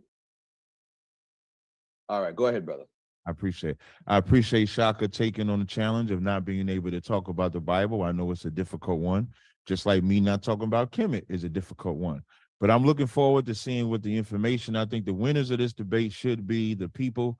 What I mean by that is if you truly believe in the Bible and truly believe that that's revolutionary for us, I'll show you information on that, whether it's a Bible verse, whether it's somebody using it. And for the same other side, for Shakka side, Shakka should be able to show the same exact thing I'm going to show. So with that, I'm ready to rock and roll. I know he gets his finance, of course, but again, I'm Captain Tazaryach of ICBK under Commander Jenny Hanna. And that's all I got. I'm gonna mute my mic. All right, thank you, brother. Peace and love to you. Ladies and gentlemen, let me present to you my big brother, Shakka Amos. He has 5 minutes to lay out his plan and introduce himself to the people. Shakka Amos, you could unmute and get the ball rolling. Can you hear me? Yes, sir. I could hear you loud and clear. He had to be on mute on cam. Oh, there you go. My bad. Yeah. That's okay. I'm not sure what you guys are seeing, so I just want to make sure what you're seeing is appropriate. All right, cool. Can you see me? Yes, sir. I could see you. All right. I donned a cot in honor of Tazaryach's crown of barbed wire. So here we go. His barbed wire thorns. Who is this? From something to everyone from can't see them. Okay, so I'm gonna ignore those messages. Okay. So can you guys hear me and see me? Yes, I could see you and you sound clear. Okay, great. So I'm gonna zone first of all, for those of you who don't know me, I'm pretty sure many of you know me or all of you know me. I'm called Shakka Amos. And I represent quite a few things, but this evening I'm representing native literature of ancient Kemet, and I'm representing primarily a position. That's what I'm representing. I'm representing a position. And the position that I'm going to be representing is something in reference to what Tazaryach just said moments ago. So I'm going to address it very briefly, take a few seconds, so that you can see, but you'll understand why I'm choosing to take the approach that I'm taking. So he said a moment ago that the title of tonight's debate is his fault. That's what he said out of his own mouth. I didn't say it, he said it. And that's key. That is key, right? When you go buy a book, first thing you're usually looking at is the title, right? When people are promoting and marketing a book, it's the title. Titles matter. When people win a debate, what do they want? They want to get a title, right? Titles matter. When you own something, you have to have a title for it. It's a car, it's a boat, right? Even a house, you have to have a title. So titles matter. And so we're going to be, the majority of my presentation will be focused on the title. Because at the end of the day, my primary concern is legitimately resolving the problems of our people. And in order to do that, I'm of the firm perspective that a focused approach is what's necessary. And so I don't know if I'll be presenting in a traditional way. I don't know if I'll be presenting in a way that corresponds to how Tazaryach is going to choose to present, but I'm not here to fight his fight. I'm here to fight my own fight and to represent and advocate for my own perspective. So therefore, I will be presenting in my own way. The challenge for me will be getting it all out. I tried to sue for 30-minute rounds, that he would have 30 minutes, I would have 30 minutes. My opponent wanted to limit it to 10 minutes. We had to struggle to get him to 15 minutes. Just before we came on, I was really suing for at least 20 minutes because I think in order for things to be explained clearly, that there needs to be a buildup. There needs to be some type of preparation. The mind needs to be primed, right? So I mean, I'm not attempting to present first grade material or junior high school, have a junior high school discussion. So unfortunately, whatever I don't present in the debate, you'll have to catch it on my platform. And I guarantee that it's worth seeing the entire thing in its entirety. When you see it all in its entirety, you'll probably come to the conclusion that it's worth a lot more than what you paid for. So that's where he is going to be blessed tonight. My challenge is much greater than his is. I have to present much larger ideas in a much smaller space. So so my opponent got to choose the title. He also got to choose the handicap, which was the restrictions of not being of us. Now, he presumes and promotes the myth that he only chose one thing, which is the title, which is false. One thing Hebrew Israelites do is literally every sentence is a false sentence. Or even when they speak truthfully, it's still a false sentence. It's like Tony Montana from Scarface, when he said, even when I lie, I tell the truth. With the Hebrew Israelites, it's the opposite. Even when they tell the truth, they lie, right? So he said that he only chose one thing, which was the title of the debate, which is what my focus is going to be on. The reality of it, he chose the title of the debate and he chose the parameters in which the debate, the context in which the debate would take place. So it's all geared towards him, right? You have to understand that. It's all geared towards him. And so I have to operate within those small parameters, which is my challenge. So I'm not crying about it. I'm just explaining to you what the nature of the situation is. That's time. That's time, my brother. That's okay. Time. All right. Thank you, my brother. Mute up. Keep your camera on. All right. So for the first round, we're going to have Captain Tazaryach. He's going to go for 15 minutes. Let me set the clock, set the timer and everything. Tazaryach, I want to say, are you ready, brother? Do you need to share your screen and get the ball rolling? Yeah, all I gotta share it twice. So hold on 1 second, Captain. I'm going to mute you for a second. I want everybody to stay on mute. The only person should be off mute should be my brother, Captain Tazaryach. All right? We're not allowed, there's no cameras. Please turn your cameras off. If you're having audio problem, which I just got a couple of emails, come out of the Zoom meeting. And then when you're coming back in, it's going to ask you which audio, pick the Wi-Fi or your Wi-Fi audio. If that doesn't work, go back out and pick the other option, the dial-in option or whatever. All right. All right, family. We're here. We got over 400 people in the building. It's a lot of people. So again, please stay on mute. All right. Tazaryach, you could come off mute and you could start. When you start sharing, I'll share and we go from there. Can you hear me, Garfield? Like if I say I saw Shakka spraying that Egyptian musk on his underarms, you can hear that? Oh man, I didn't hear that part. Oh man. I got two shares. I can't. Shakka you. didn't know the camera was on. He over there. All right, hold on.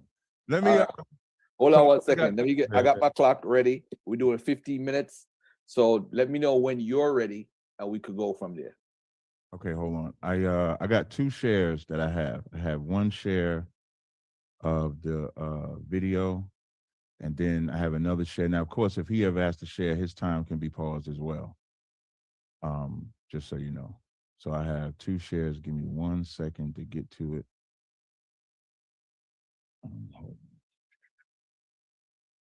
Just bear with me, y'all, please. I appreciate it.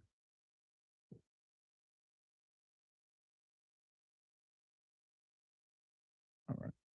Should be popping up. There's my internet acting slow, so I apologize for that. So I'm going to share my screen. Let me come here. Share. Boom. Can you see my screen? Yes, sir. We see a video. All right.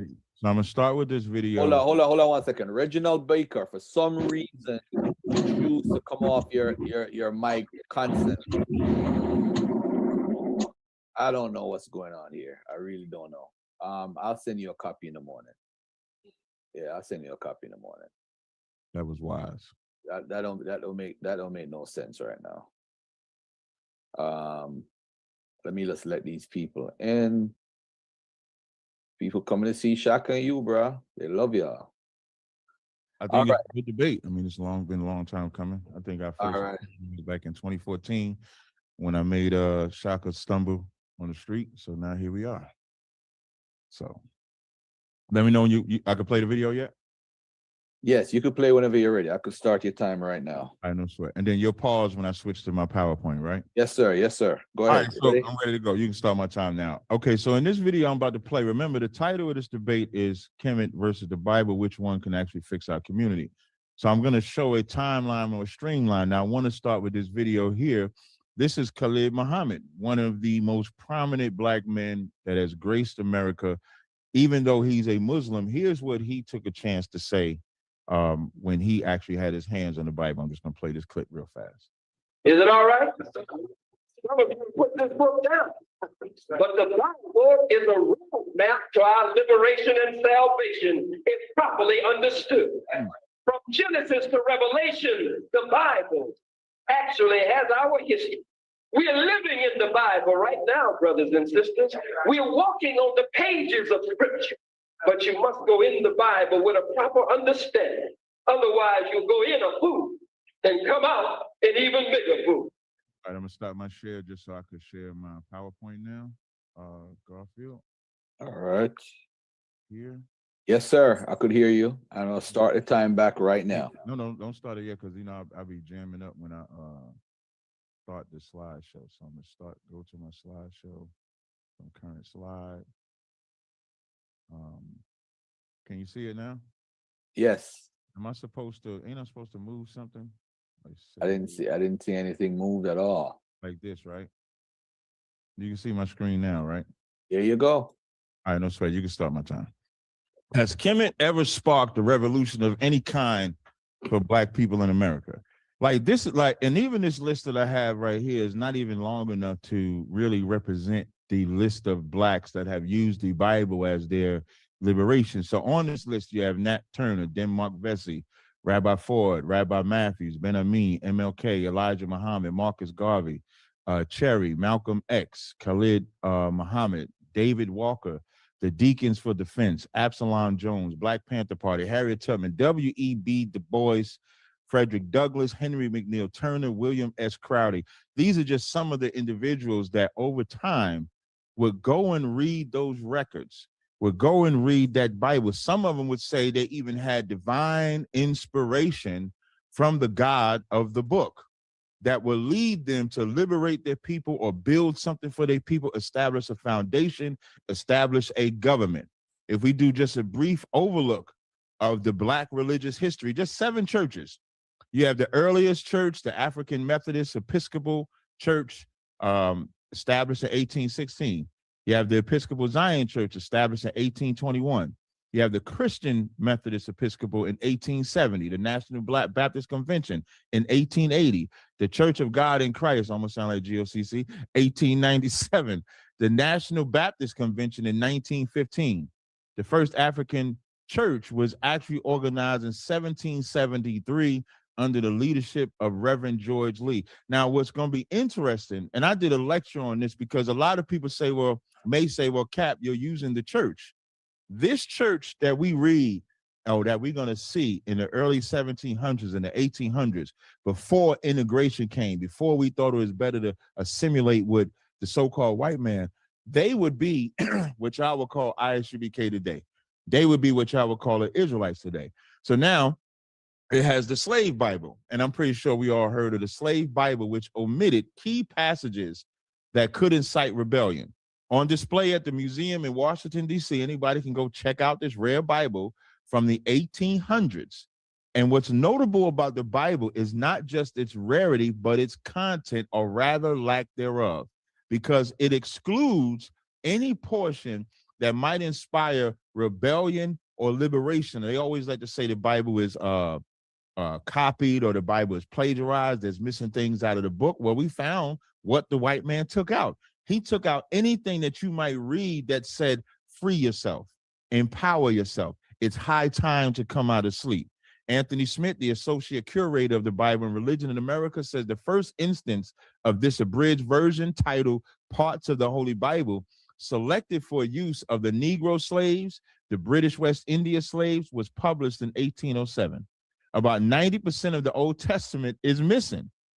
50% of the New Testament is missing. So imagine them giving you the Bible where all of the verses is about you being a good servant to a master, as opposed to seeing vengeance is mine, saith the Lord. He that leadeth into captivity shall go into captivity. That might inspire you to say, well, this man is leading me in captivity. Let me get out of this captivity. It says in the verses that reinforce the institution of slavery, the most famous pro-slavery verse that many pro-slavery people would have cited is Ephesians 6:5, which says, servants, be obedient to them that are your masters. The NIV version would say, slaves, be obedient to them that are your masters, according to the flesh, with fear, trembling, singleness of heart, as unto Christ. But what they won't tell you or won't include is that the actual verse 9 in the same chapter says, and ye masters do the same things unto them. Why? Because the Bible is not about a master having full dominance over a servant, nor a servant being abused by a master. So the same thing a master does, the same thing a servant does for a master, the master has to do the same for them. That's why Christ washed their feet. Christ washed their feet because him being a master showed what a master can be as a servant, and that's what we're supposed to be. So these are the things that they omitted from the Bible, and we'll see why. This is another, I have the sources here for it. It says, many enslaved people who did become Christians had to deal with restrictions by masters that forbade them from attending church or prayer meetings. To get around these restrictions and for alternatives to sermons by white clergy asking them to obey many Christians, enslaved people held secret services with distinct styles of praying, singing, and worship, which is what the black church became today. Even if you look at a black church and a white church, the way that they worship or practice in a white church is very different than a black church, but we had to go hide. And it said in nearby woods and gullies and ravines and thickets. You can get this from the Invisible Institution. Historians say the biblical story of the Israelites escape from Egypt, and I want y'all to pay attention, because if the inspiration is what's happening to the children of Israel, then the enemy has to be whoever is oppressing the children of Israel, which is the Egyptians. Historians say the biblical story of the Israelites' escape from Egypt provided a good deal of inspiration to the enslaved people. This was reflected in coded lyrics to some of their religious songs or spirituals.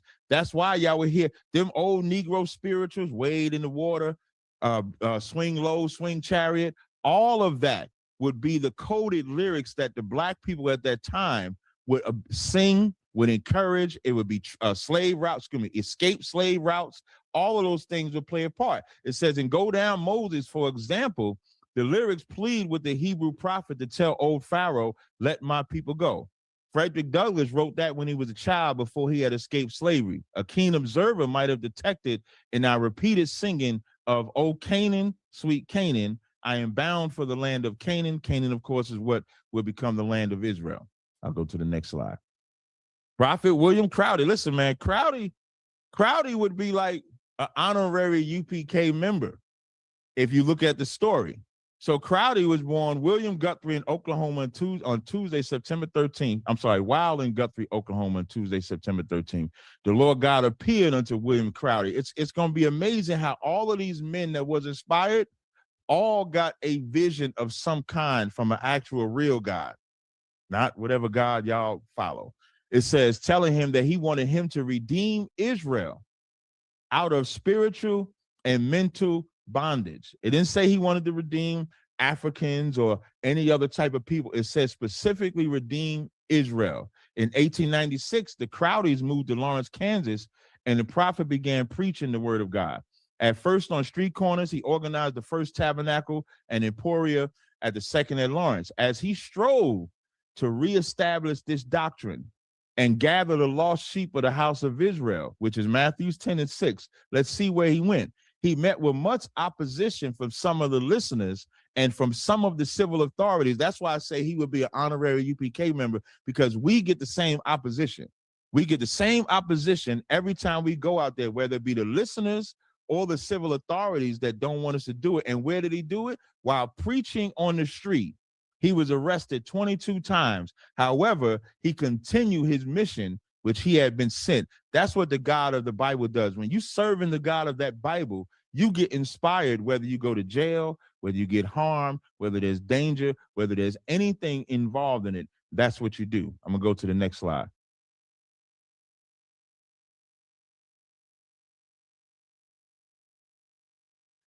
Next slide. Because of the great prophet's success, I appreciate it. Because of the great prophet's success, jealousy began to swell up among many prominent clergymen of persuasions. He was accused of anarchy, preaching false doctrine. In February 1902, the Philadelphia Day Press detailed the article telling the people mass meetings held by those ministers and how they declared that this so-called Negro prophet must be stopped. Here's was his response. He said, the more they denounce me, the more people pack my services. I came to this city less than a year ago from Texas, and I've taken in over 1,300 converts. That's how I feel like if I use the conscious community as an example. Sinetta's House of Consciousness. When we come over there and they denounce us, we still kept growing. No matter what they said, no matter how much they try to stop us, we still kept going. It says they are jealous of my success. I teach my people. Here's what they're jealous of. I teach my people to love one another, keep the commandments, pay their honest debts, abstain from alcohol and tobacco.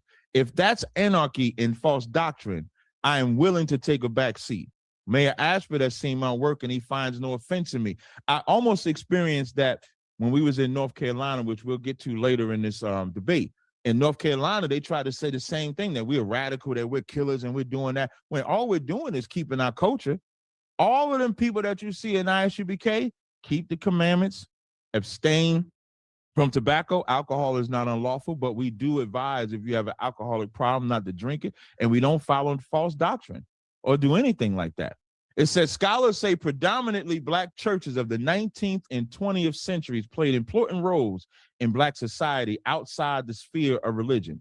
In a period where discrimination barred Black people from access to various public amenities, many Black churches offered job training programs. Why are the Black churches doing that? Because they have that Bible, because they have that book. Zephaniah 2:1 says, gather yourselves together, O nation not desired. So when we was not desired, we desired ourselves, which is what makes the early church such a nostalgic moment in time for me.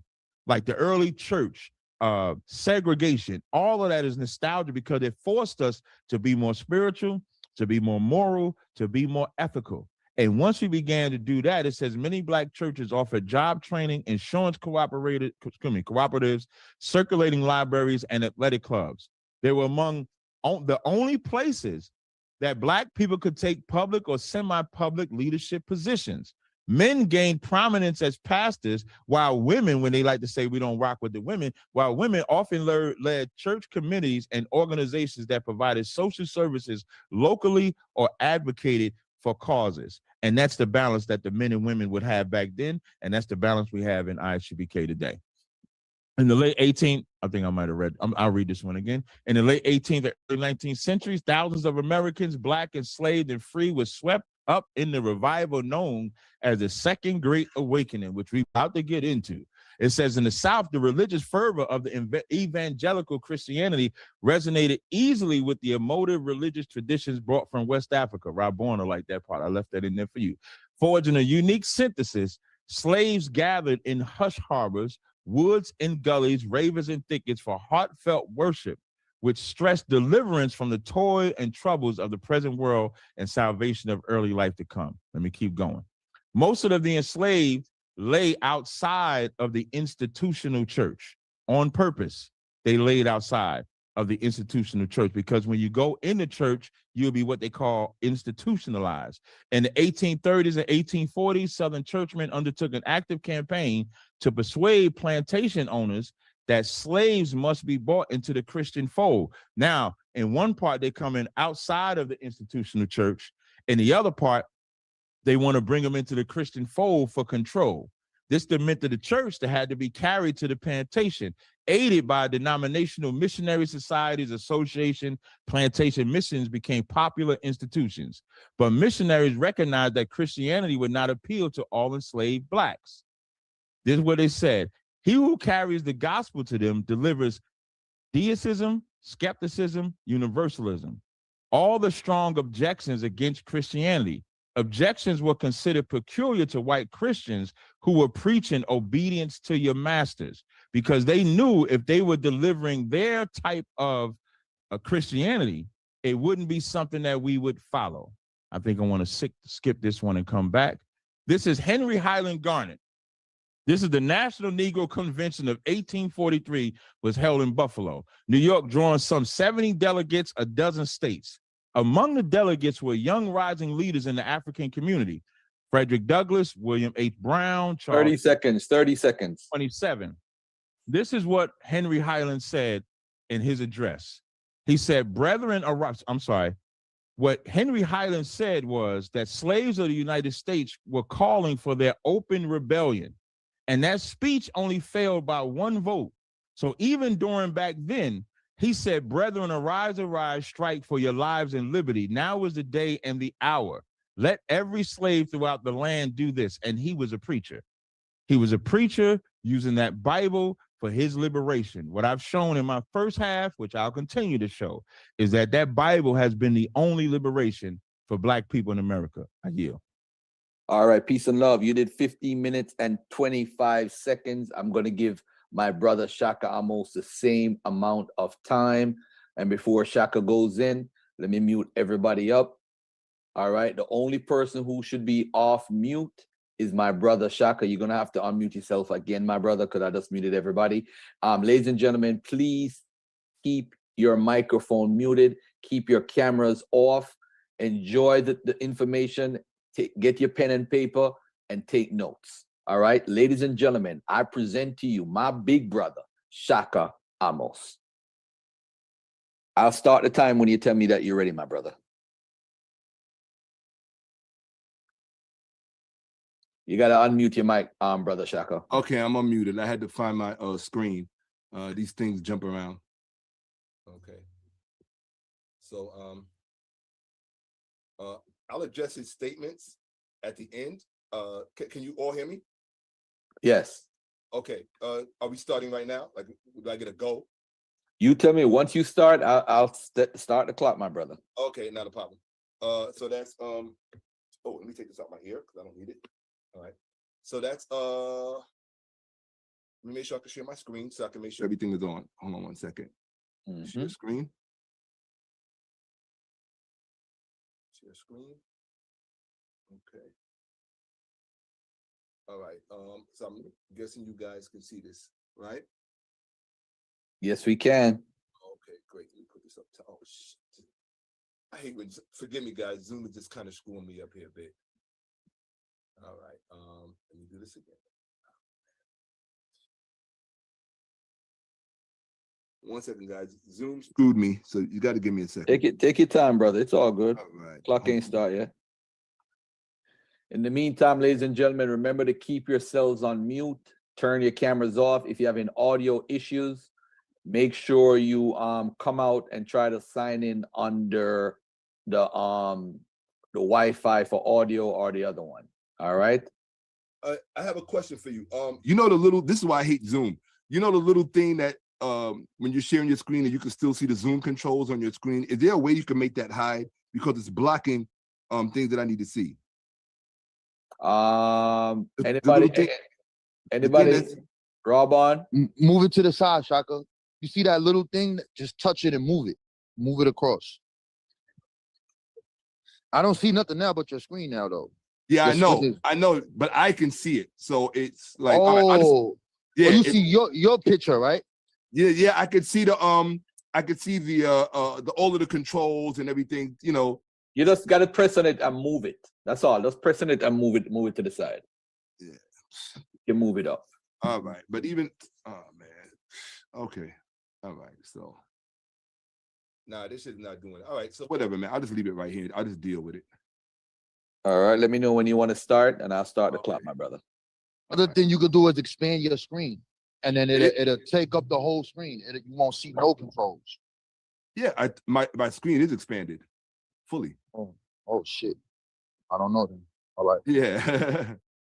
So all right. Either way, you know the button at the top that says the green, the yellow, and the red. Press the green button and expand the screen. I know that. Oh, come on, man. I spent too much time online not to know that. That's not the issue. I'm just saying that's what he's saying, to expand the screen. Because if you do, I know it's already. But I'm saying it's already expanded.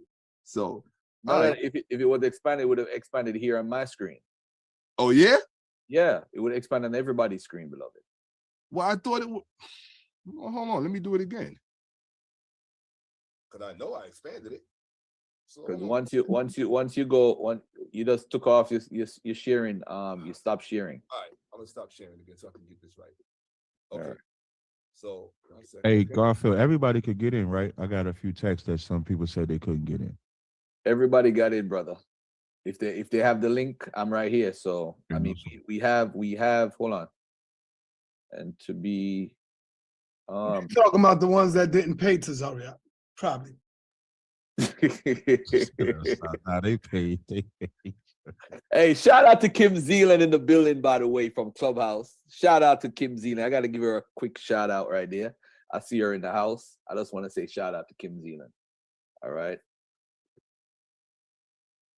There you go, Shakka. There you go. You can see it. You just got off. You just got off. You went back off. Right back on. I'm putting it right back on. Okay. There you go. There it is. Okay. Man, this is. Let's get it. 1 second. This is why I hate Zoom. Zoom sucks. 1 second, because it's still not fully expanded. Now it's fully expanded. Oh, I see what you're saying. I see Yeah, what you're saying. because you got to That's expand it twice. You got to expand it on the screen thing, and then you got to expand it in PowerPoint. So you got to expand it twice. All right, let's go. Let's go. Time. We going. All right. So, whenever you're ready, you can start me. Just let me know that you started me. All right. Just remember, you got 15 minutes, Shakka, so you want to do what you do. Don't get started. Yeah, I know. All right, there you go, bro. You can start when you're ready. All right.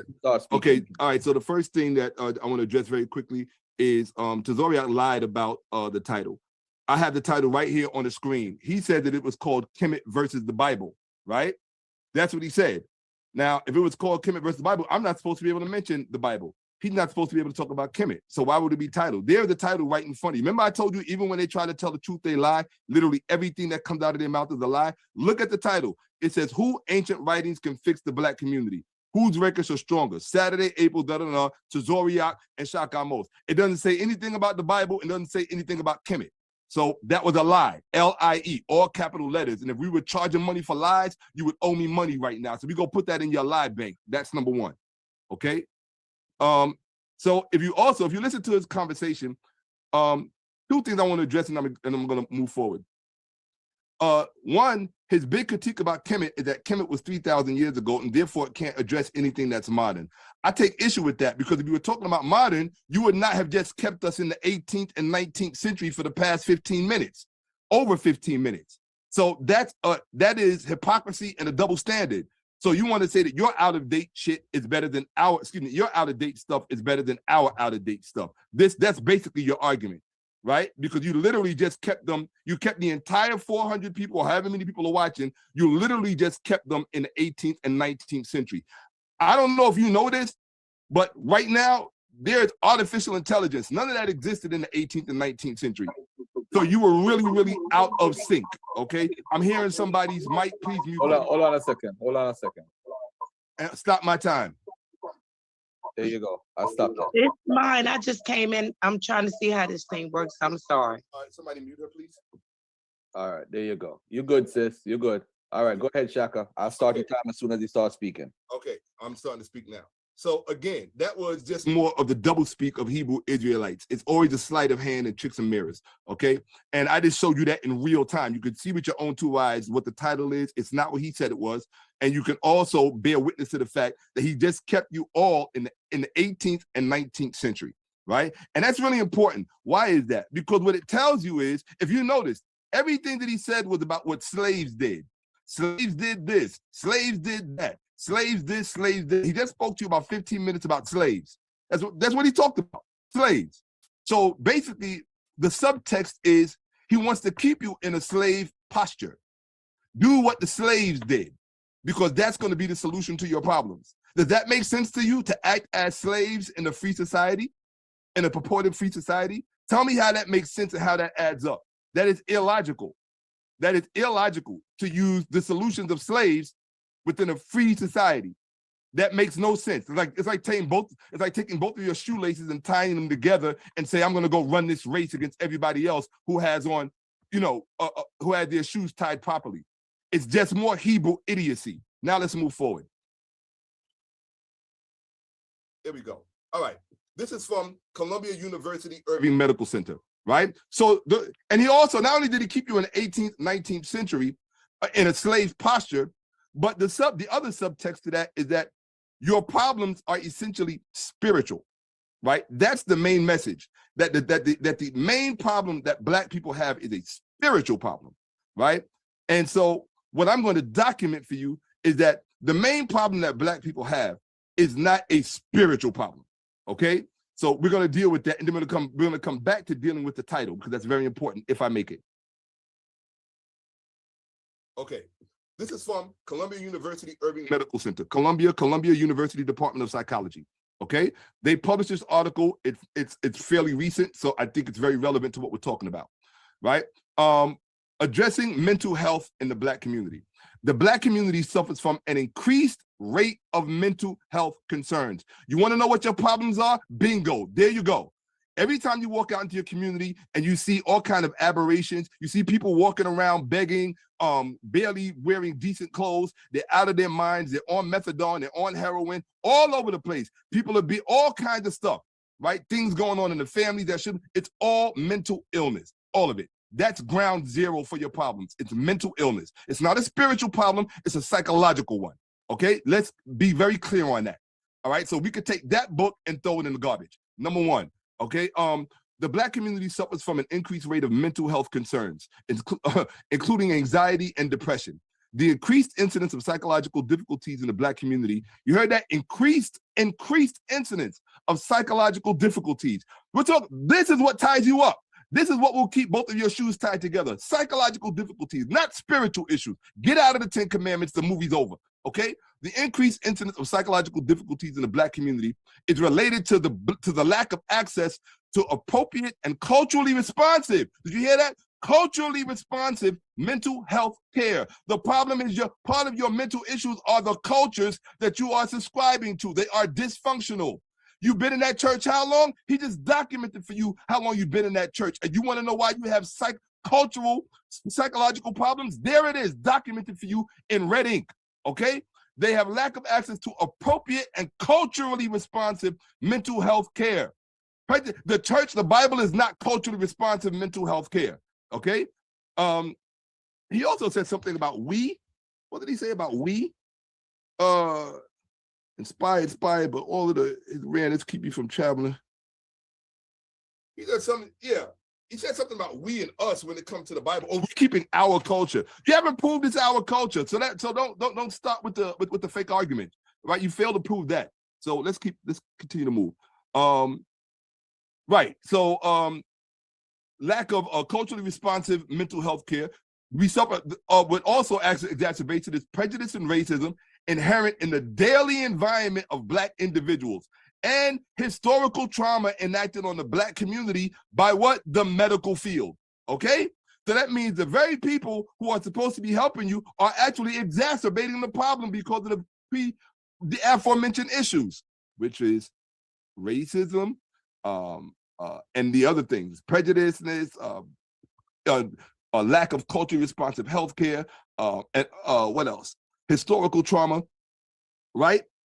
And moreover, given that the Black community exists in the intersection of racism, classism, and health inequity, their mental health needs are often what? Exacerbated and mostly unfulfilled. When you walk out into the streets, my people, and you look around your own communities, it's not a lack of Bible that has people messed up.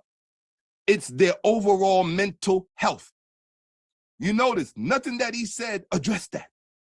None of it. None of it spoke to mental health. It was just stories about slaves. That's it.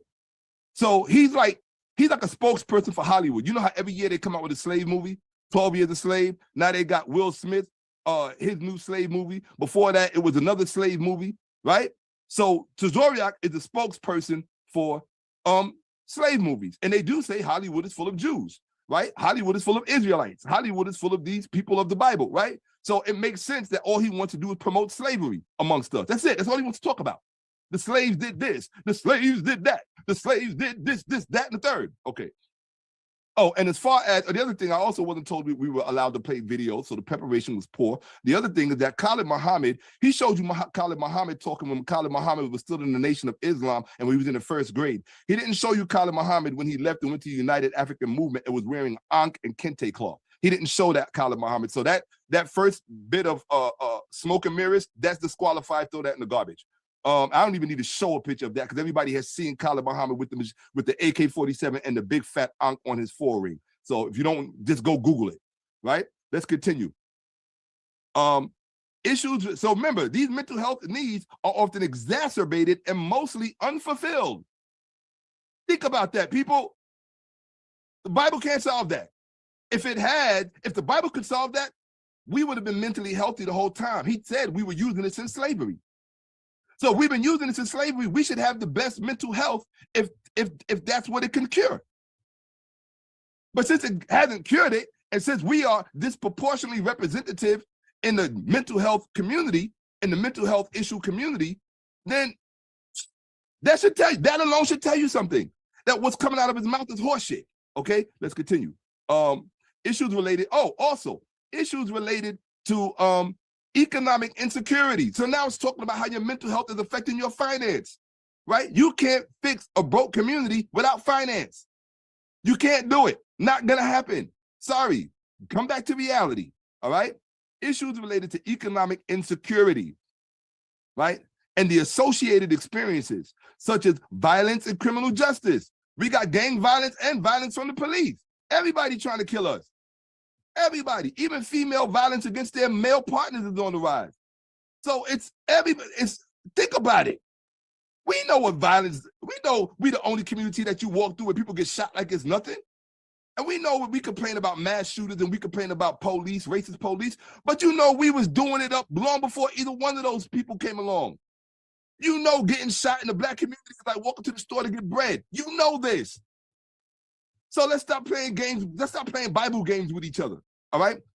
So anyway, issues related to economic insecurity and the associated experiences such as violence and criminal injustice further serve to compound the mental health disparities of the black population. Right. Research suggests that the adult black community is 20% more likely to experience serious mental health problems, such as major depressive disorder and generalized anxiety disorder. This is what most black men have, whether you know it or not, even the ones that look normal. Additionally, black emerging adults. Now this is documentation on the kind of people we're producing after being in I can't mention the church, right? So this is what we're producing, okay? This is what we're producing. Black emerging adults, ages 18 to 25, also experience high rates of mental health problems and lower rates of mental health service utilization compared to white emerging adults and older black adults. So you think your number one problem is spiritual when the documentation is telling you you're lagging behind psychologically behind white emerging adults. That means the young people we're producing are lagging behind young white people. And that ain't a Bible issue unless you're a freaking retard, okay? These sobering statistics, and they are very sobering, suggest that despite efforts to reduce disparities among race and class in the U.S., inequalities are increasing. How long have we had the Bible? And everything is all of this adverse stuff is on the increase. That alone is your clarion call that the Bible is not your answer, period. Okay? Right. So when you look at this image right here, right? The knuckleheads, we just can't blow them up. Hey, yo, can somebody please mute her? The more all of us as human beings get along, somebody mute her. Yeah. Stop my time. And sometimes it's small talks. People can get along. Forget about a lot of this hatred and stuff. Okay, I'm hello. Let's get along on this planet. But hey, kick that nigga out, man. Kick him out, man. He's out. Nah, that was the moderator's fault, man. I want my 5 minutes back. That was going on for damn near 5 minutes. My brother, I stopped the clock. I was muted. Yeah. He kicked him that wasn't out, 5 man. minutes. Get to the topic, Shakka. Yeah. All right, let's go. All right, carry on. All right, as you can see in this image, this is emblematic of the black community. All you got to do is walk out to 125th Street or go down in the subway or get on a bus. We know we can't even bring our children anywhere in our communities because this is rampant. This has nothing to do with lack of Bible.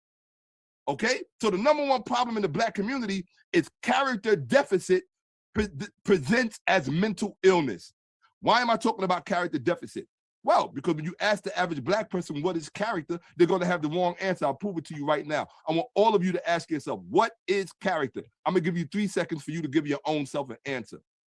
3, 2, 1. Now, you need to write your answer down on a piece of paper to see if you were wrong or right. So when I show you what it is later, you can determine if what I'm talking about or not. What is character? That is the question. All right? Now, we just spoke about mental illness, right? Rampant in the black community. This is the instruction of Amenemope, Ancient Egyptian Literature, Volume 2, New Kingdom, Dr. Marian Lichtime, right? Forgive me, I'm just checking my time. Okay. Oh, shit. All right. So anyway, this is what it says. This is in the introduction to the instruction of Amenemope from Ancient Egyptian Literature, 2nd millennium BCE.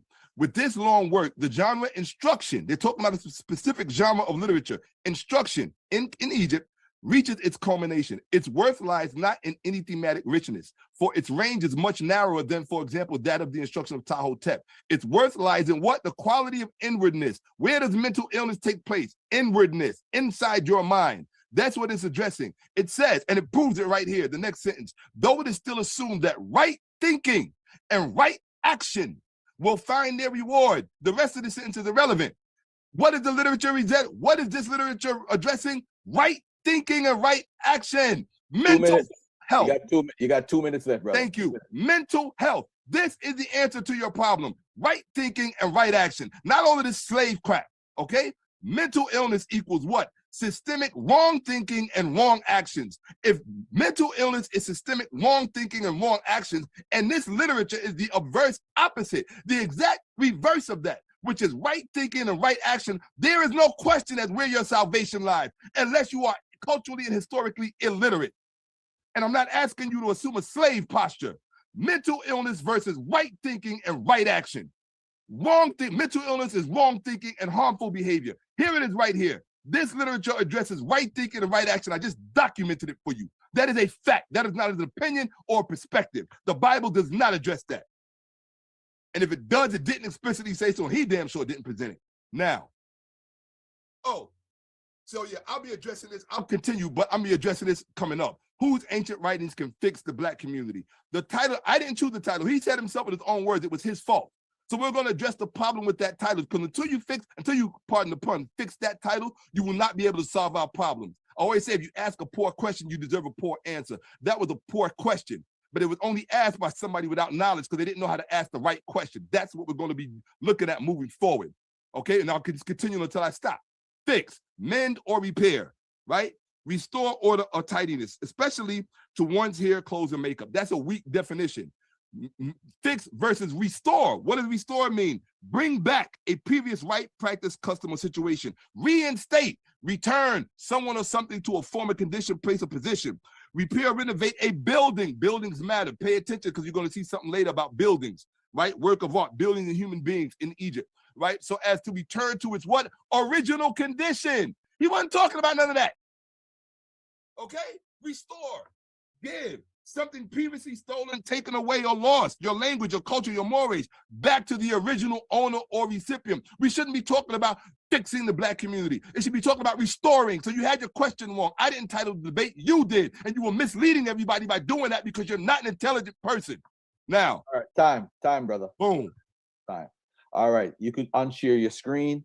Ladies and gentlemen, again, please do not get off your microphone, no matter how emotional it is, whichever side you're on. Just take notes and respect the platform. All right. I want to say first and foremost, again, thank you, Brother Shakka, for that presentation a while ago, that first 15 minutes. Now here comes the second round from Captain Tazaryach. Once you start speaking and you tell me you're ready, my brother, I will tick the clock off. All right. So those, and by the way, for those two people that's in the waiting room that has been disrupting the debate the whole night, you could email me in the morning for a copy of the debate. All right. All right. Here we go. All right.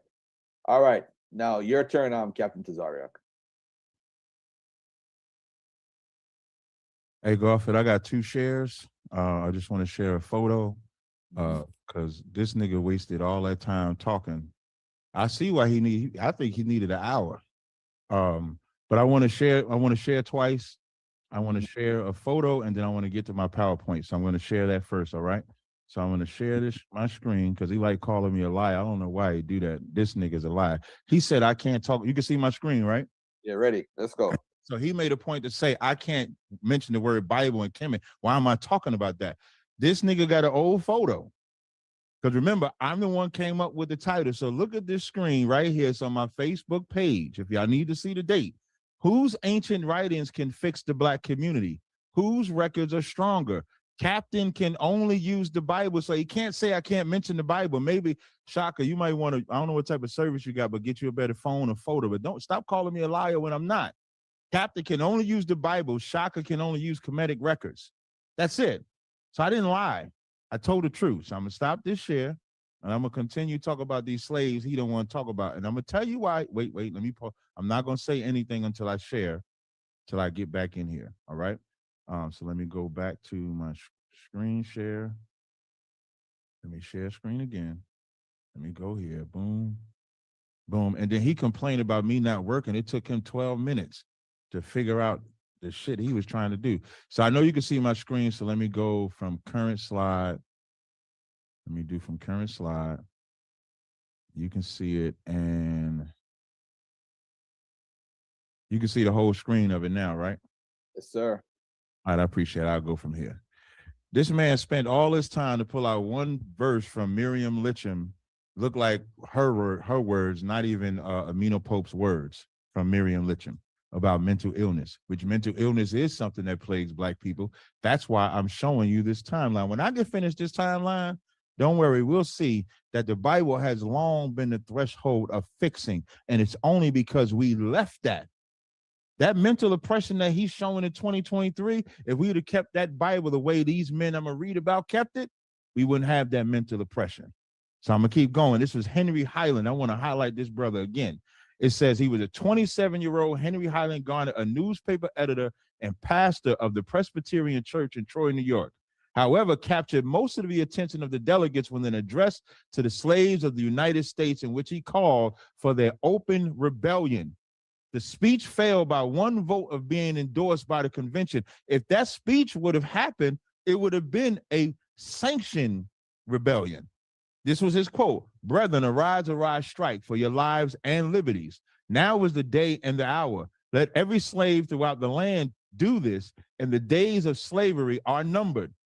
That's the inspiration that he had. He keeps saying, why do I ask, why am I referencing the Bible? Why am I talking about the past? Romans 15:4 says, whatsoever was written aforetime was written for our learning, that through patience and comfort of the scriptures, we might have hope. The only thing we have is our records. Is it not him using Kemetic records, me using biblical records? We're using stuff of old. So I'm showing history and how we use that history to build ourselves up, and then the failure of Black people not wanting to stand with those rebels, not wanting to stand with those militant men and women that was about the rise and strength of Black people. It said, you cannot be more oppressed than you have been. You cannot suffer greater cruelties than you already have. That's a camp speaking. That's the Henry Highland would be Captain such and such in ISUBK with that speech right there. I'm gonna keep going. During the 1770s and 80s, Black ministers began to preach their own people, drawn on stories and events depicted from the Old and New Testament. They wasn't depicting from nothing else. No story spoke more powerful than the story of Exodus. Like, movies inspire. I remember when Panther came out, all y'all niggas was Wakanda forever. Y'all doing this shit here. Y'all doing all that. Because visuals and stories are inspiring. But there ain't never been nothing more inspiring than the Bible. Exodus, as an example, with themes of bondage and liberation brought out by a righteous and powerful God who would one day set them free. A few Black preachers in the South succeeded in establishing independent Black churches. One of them was Andrew Bryan. The white community did not like that there was a lot of African-American people gathering for his services. The slave masters did not want slaves listening to Bryan, just like our oppressor don't want them listening to us today. God forbid we stop selling drugs, which I'm gonna address. God forbid we stop being homosexual. We stop aborting babies. We stop tearing up the black family, which I'm going to show how the Bible fixes all of that. God forbid we stop doing that. And they didn't like it back then. It says, because they believed he was plotting a rebellion. The slaves did not attend the services, were whipped. The slaves that did were whipped, shackled, hanged, beat, and imprisoned. It didn't stop him, though. Brian was accused of plotting a rebellion and was thrown in jail, but he won the case. When when the case was analyzed by the Justice of Inferior Court, it resulted in Brian and Samson being found innocent. That's why I have Romans 13:11, and that knowing the time that now is high time to wake up out of sleep, for now is our salvation nearer than we ever believed. I'll go to the next slide. David Walker, another brother, David Walker wrote a whole article to the damn Supreme Court. And he said, Walker found oppression of fellow blacks unbearable. If I remain in this bloody land, he later recalled thinking I would not live long. He was only in his 20s either. He was a young man that saw the oppression of black people, and he was a pastor too. It says, how much? And I cannot remain where I must hear slaves' chains continually and where I must encounter insults of their hypocritical enslavers. Consequently, as a young adult, he moved to Charleston, South Carolina, a mecca for upwardly mobile free blacks. He became affiliated with the strong African Methodist Episcopal Church. Them church I said that was founded, you ain't gonna find no Kemet churches nowhere, but you're gonna find the Episcopal Church with the activists and the members. And once he got that, this is what he wrote.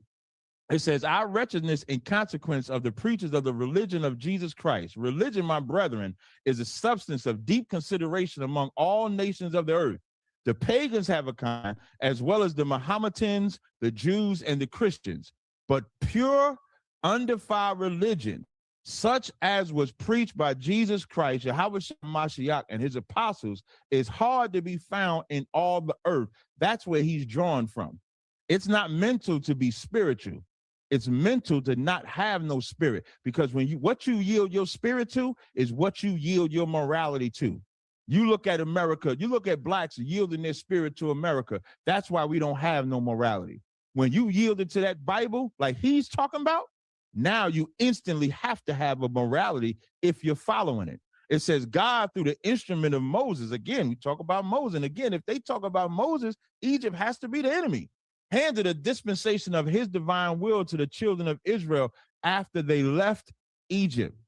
He then, by his apostles, handed a dispensation of his, together with the will of Christ, to the European and Europe, who in open violation of which have made merchandise of us. Now he's calling them out on using the Bible to make merchandise of us, which is also in the Bible. 1 Peter 2:3 tells you that they will make merchandise of us.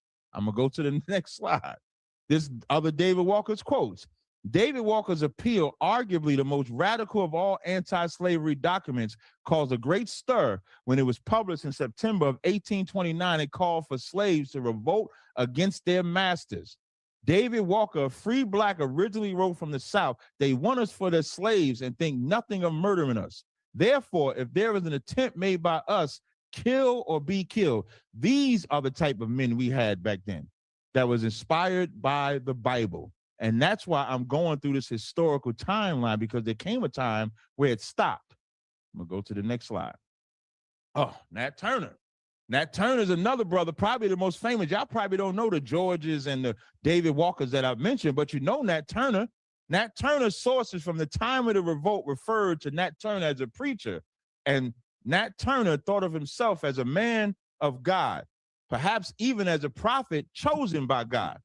So some of the scriptures that I have as a quote. It says, having arrived to the man's estate and hearing scriptures commented on meetings, I was struck with that particular passage which says, seek ye the kingdom of heaven, and all things shall be added to you. A lot of people think the Israelites are just sitting on our hands, not doing nothing. The kingdom of heaven is within you. It says, as I was praying one day at my plow, the Spirit spoke to me saying, seek ye the kingdom of